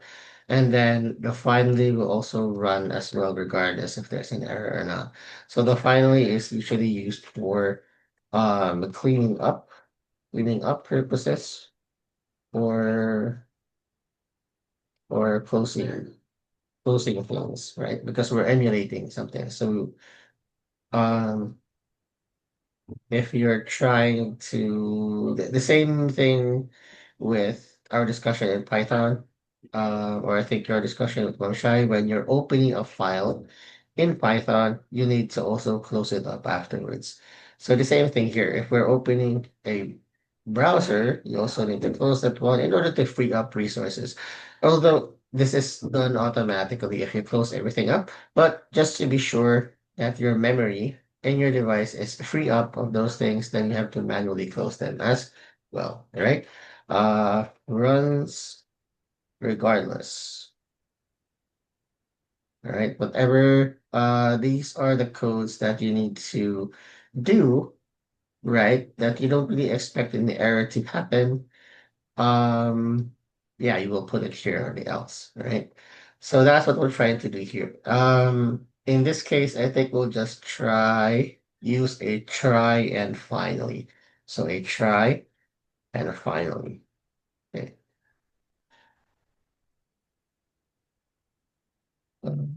Is there a tab here? Okay. So try. What will we try? So we're gonna try and access the website. So driver.get. Hold on.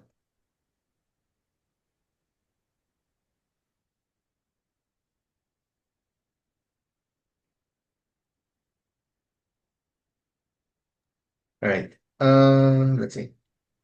Driver.get, and what do we get? The URL. Driver.get URL. After it gets the URL, we can let it pause for a moment because we're emulating, right? That means it's loading the page. We don't always have the best internet. The server is not always gonna respond directly to us, depending if the server has a lot of users currently. So it cannot get to our request that easily. So you're gonna have to give it some leeway. So we can say time dot sleep of 1 second. This gives us a decent amount of time for our request to go through and then for them to respond. Because remember, the response earlier was around 700 ms and 500 ms. That is for a site that is just decent and then doesn't have a lot of users. Imagine Facebook, imagine YouTube. There's a lot of users there. So there's a lot of servers around the world that handles the load.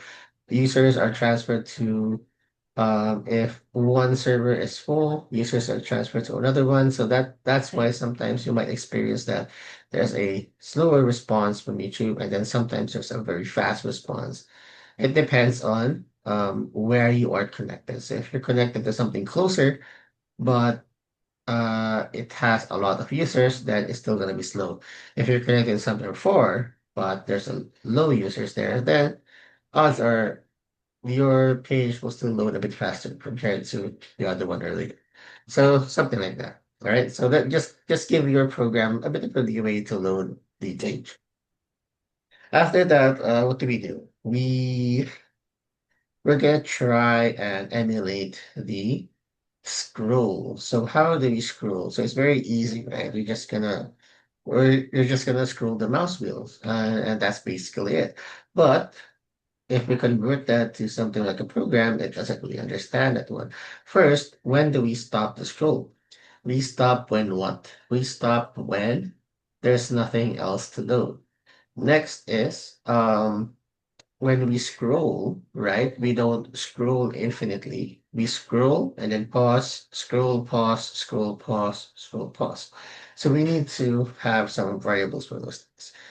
All right. So when we do reach the bottom, we need to have some kind of counter to be sure that we are actually at the bottom. So you know that feeling that when you reach the bottom and then you keep on scrolling, but it was actually the end of the page, but you can still keep on scrolling. So it's like it's not returning anything. So we're trying to detect that moment. So we can say that if you kept on scrolling, but nothing is happening, then that means you have reached the end of the um, not really infinite loop, right? So we can say previous equals count. We can use this one as our counter. We'll set this one to 0 at the beginning. Same count. That means if it's still the same as the previous check, we'll set this one to 0. We have max of same loops. That means if it's repeated 4 times the same action but has no result or has a result but is the same, then uh, we'll consider that one as the end of the page or the data that it can give us. Next is the scroll pause. We need to emulate us pausing on the scroll 1.0. Um, yeah, what else? All right, I think that's good. Next is the actual code itself to move the browser down or the scroll bar down. So we're gonna set this one into a while loop again. Well, true. All right. Meaning the driver. We're always gonna refer to the driver whenever we want to do something to the browser, right? Because it is through the driver that we can make it do things. So driver, execute script, execute script. So this time we are running a JavaScript code that will be ran by the browser. So you're gonna say window dot scroll to. All right. So as you can see, it's not really that much different from Python programming, right? We have window, the dot, and then the method. It's still the same thing. So that's why I said learning one language is like learning all the other languages. Just you just have to um take time to figure out. But if it took you a month to learn one language, then the next one will just take you a week or just a few days to learn it. Okay. Scroll to needs 0 and then we need to go to the scroll height. So document dot body dot scroll height.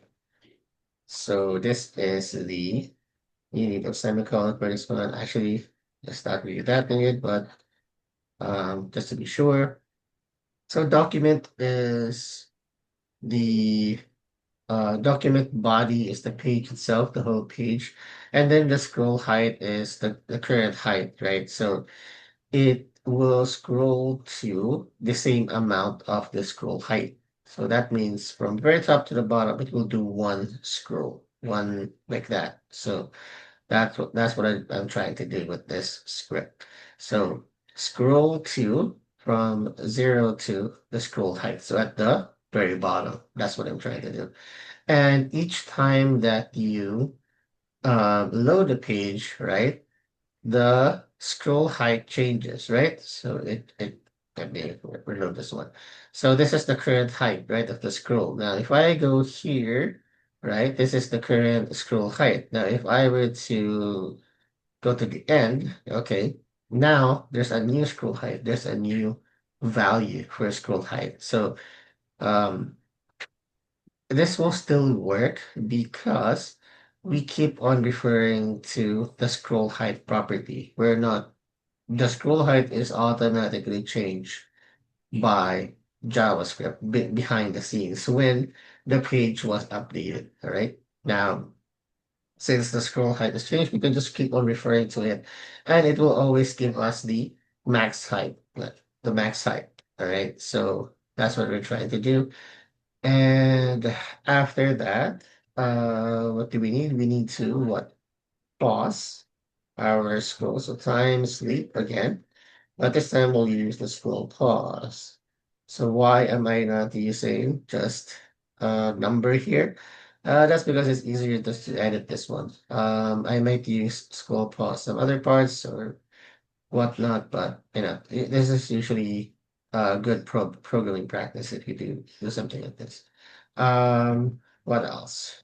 We need to look for the codes.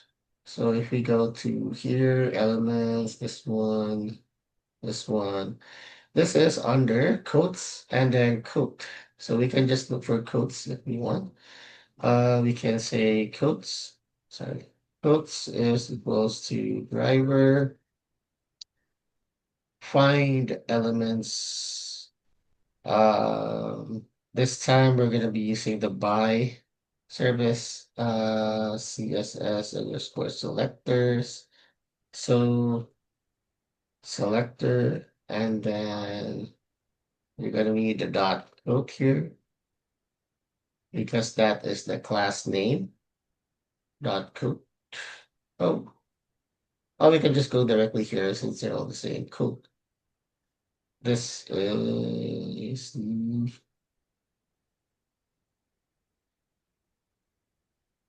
okay. Code is the whole thing. Code is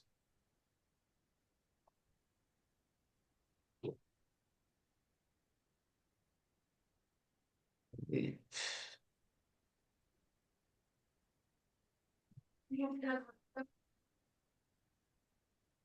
uh, wait. So code we can use code because it's each one. So we get each of the all right code, and then so it will give us I think oh yeah it will give us a list since we're looking for elements. Um okay. So what do we do? If by the time that it's looking for the codes, right, we're gonna count the codes. Count is equals to len and then codes. Then if count is equal to previous count, all right, so what I'm trying to do here, if the current count is equal to the previous count, which is not, right, because we have data already. So, but if it is, then that means we need to add one to the same count loops, same count loops plus equal to one, right? And then if not, so that means there is new data, right? Then we can just set it back to zero. Same count loops, this equals to zero. And we can previous count. We need to set the previous count to whatever the current count is, right? Because when we do another scroll, if we do the count again, then it should be different again from the previous count. So it's gonna be something like at first count is 10 and then previous is 0. Next it's gonna be 20 and 10, 30 and 20. It keeps on going like that until eventually it becomes 50 and 50 where they are the same, and it will keep on adding one to the count loops, right? Uh, if it keeps on doing that, we'll have another if here. If same count loops is bigger or equal to the max, same loops break. So this is our exit point of this entire loop. Meaning when this is reached, it means that there is no more data to be loaded because we have reached the end. The count remains the same. So that means there's no new data that's being loaded. All right. Um, okay, so codes. Driver that find elements. All right, so it keeps on changing the variable codes each time that the while loop iterates, right? So the more it gets bigger and bigger, the more it iterates. And that's fine because it's just how do I say it? It's just replacing it, the value. So now after the while loop, what do we need to do? We need to get the HTML. So HTML driver.page source. So that's the HTML. So basically we're just using the codes here for counting purposes. That's what I'm trying to do. And then we're not getting the data yet, right? Because we're not looking at the HTML file yet. We're looking for these elements. So here we need to access the HTML, pass that one to beautiful soup. Beautiful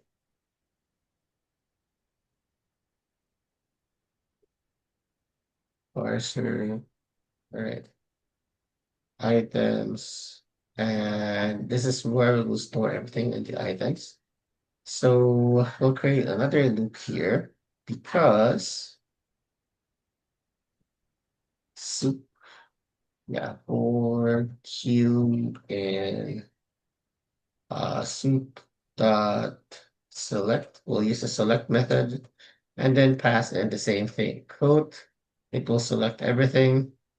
Um, After that, let's see. We're gonna do the same thing as we did earlier. So that would be for text, author, and tags, and then put them as one dictionary into the items list. So text is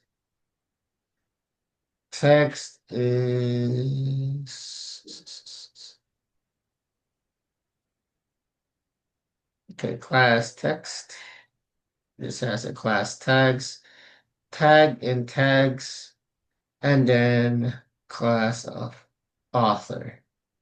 All right, so text is q.select one, and then text get text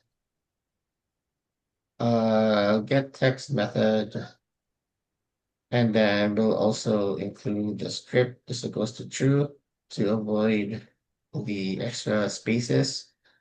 Um, yeah, I think that's good. Next is the author. The author needs the author class. So select one. We're using only select one because we're viewing the code one at a time, right? Um, Everything is already in the soup, right? Yeah. Um, okay. Select one, and this is for author. Um, Author, and then get text, same thing. Strip. Hmm.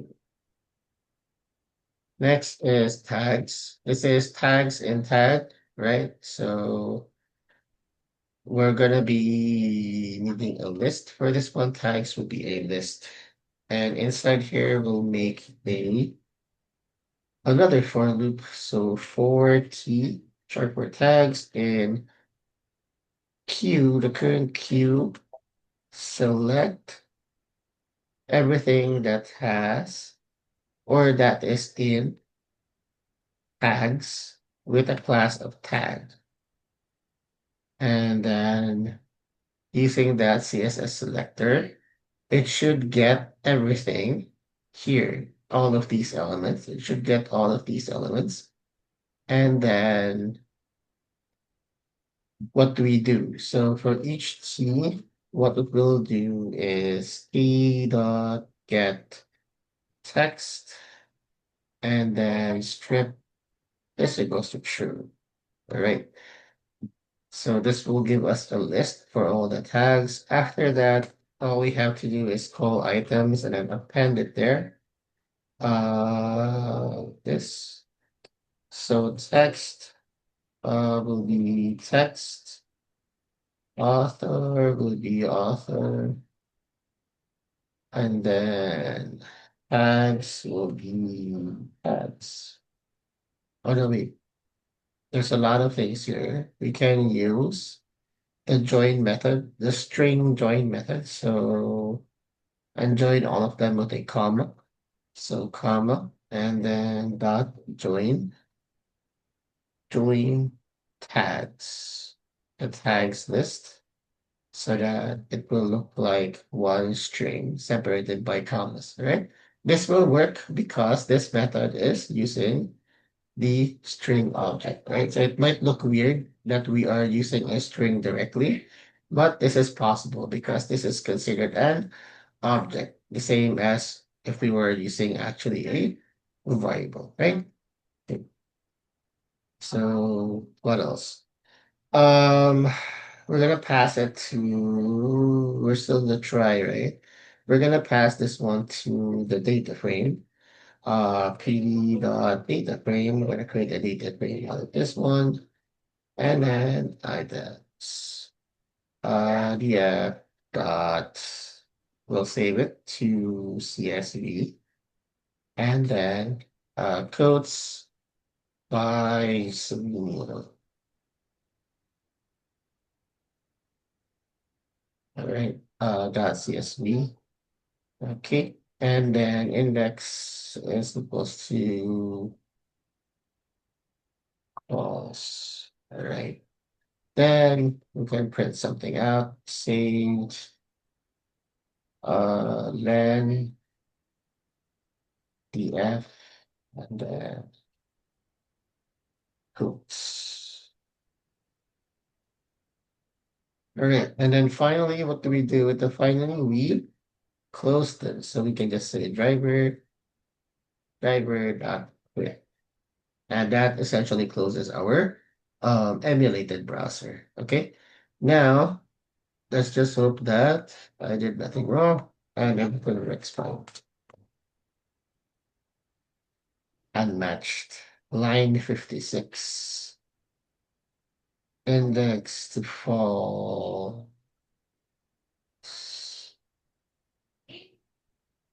Uh,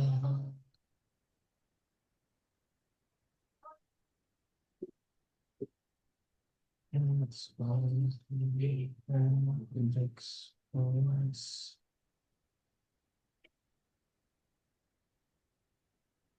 Unmatched. Ah, okay. So that's all right.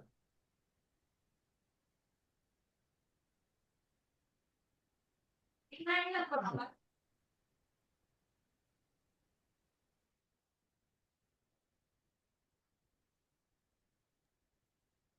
So as you can see, this actually takes a bit longer than just accessing the actual API of the site. So that's why I taught that one first before this.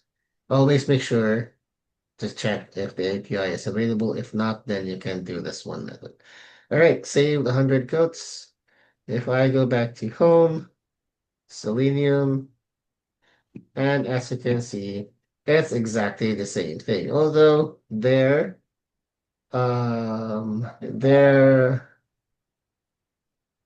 sequences are not the same, right? Dr. Seuss, and then the other one is Pablo Neruda. So I'm guessing that every time, only the first few 20, I think, is the same.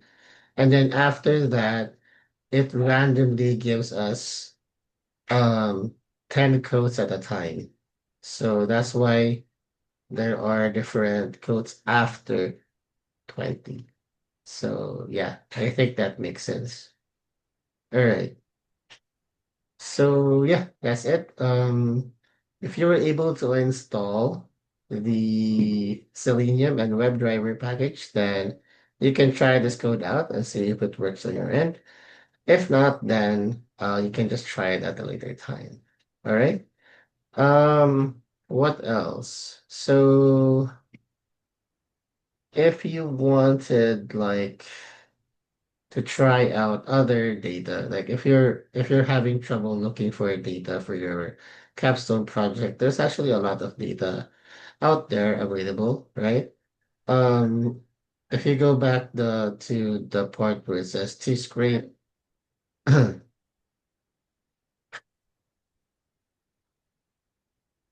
right? So this is the main site to scrape.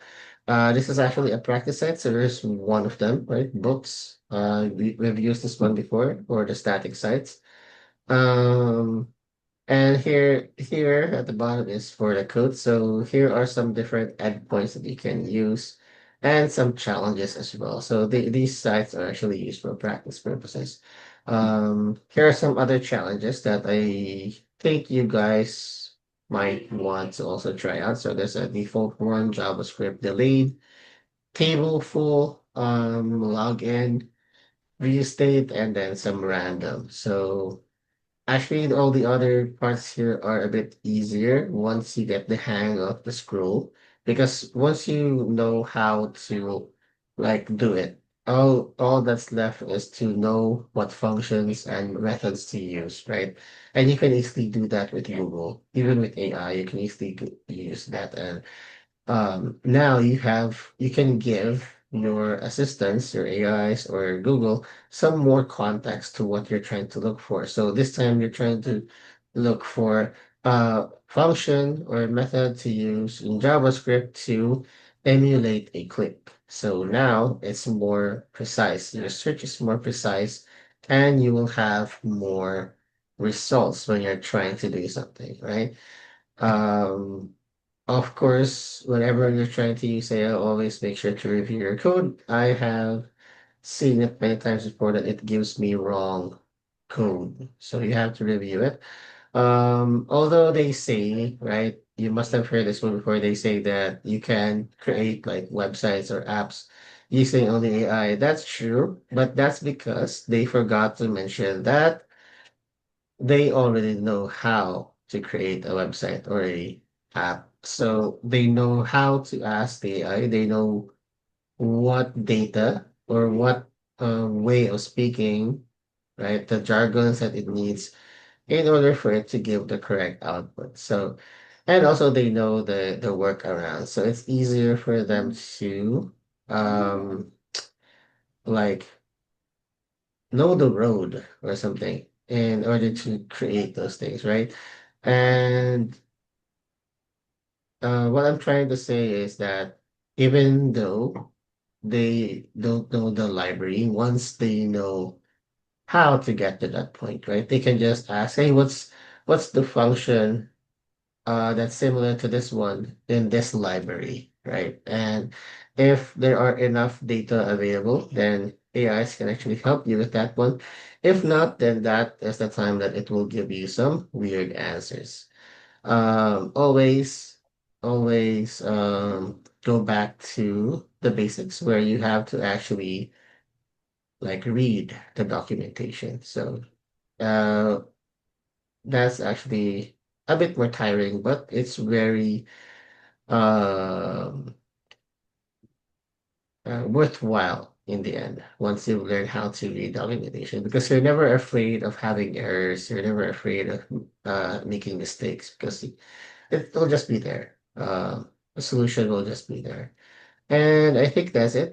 If you want some more data, you can look for some free APIs. There are a lot available out there. There's dog.co. So this website is actually pretty cool. Each time that you use the API, like dog API here, API, the same thing that we did earlier.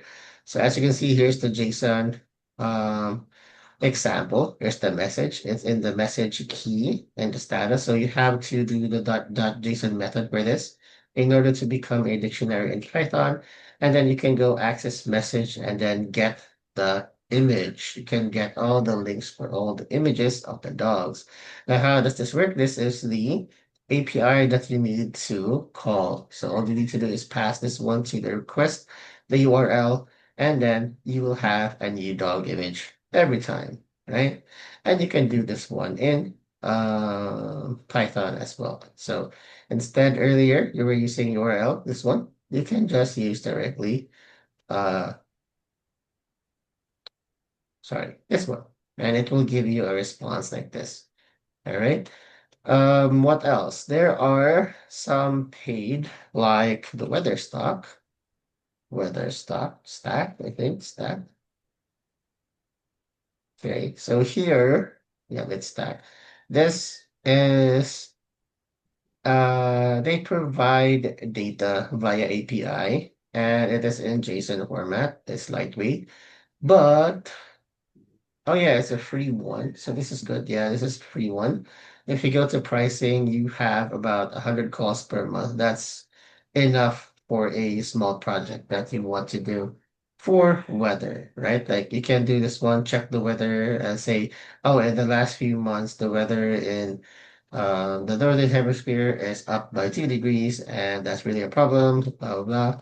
So you can do that one for your research, right? You don't need these things for now. Just this one, the free one. So look for the free tiers. What else? If you're into stocks, market stack. Yeah, market stack. It's market stack. Yeah, so this is weather stack. This is market stack. Similar names, but different things. Here's a free one, right? And 100 requests as well. So this is for all the stacks worldwide. It's pretty accurate. It has a lot of sponsors. If you're into stocks, then you can use this one, see the trends, and maybe find something that others did not. And you can sell that data or you can give it to someone else. I don't know. But yeah, this is one of the resources. Okay, this is just some of the resources. There's a lot of resources out there. Um, but a lot of the good ones, the very good ones, are usually paid. If there is something free, then they're usually old or some hobby that others do.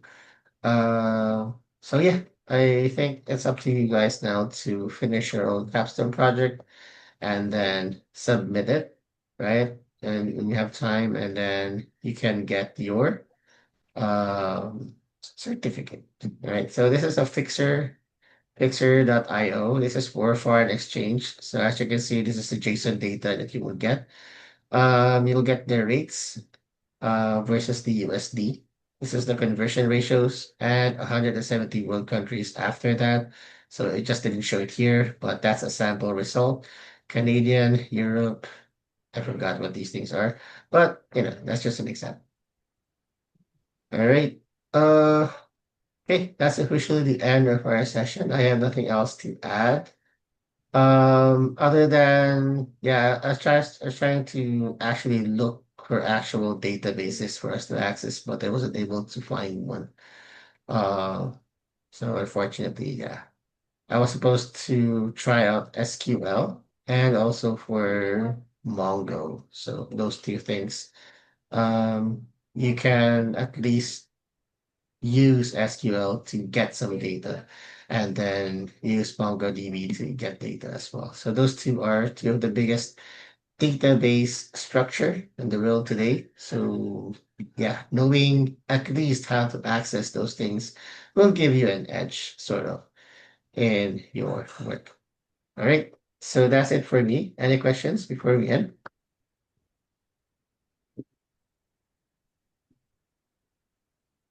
All right. So there seems to be no question. All right. Again, there will be a class tomorrow, your last session. So yeah, try your best to attend, and I'll see you guys around. Okay. Thanks so much Okay. for listening, and yeah, goodbye. Thank you. Thank you. Welcome.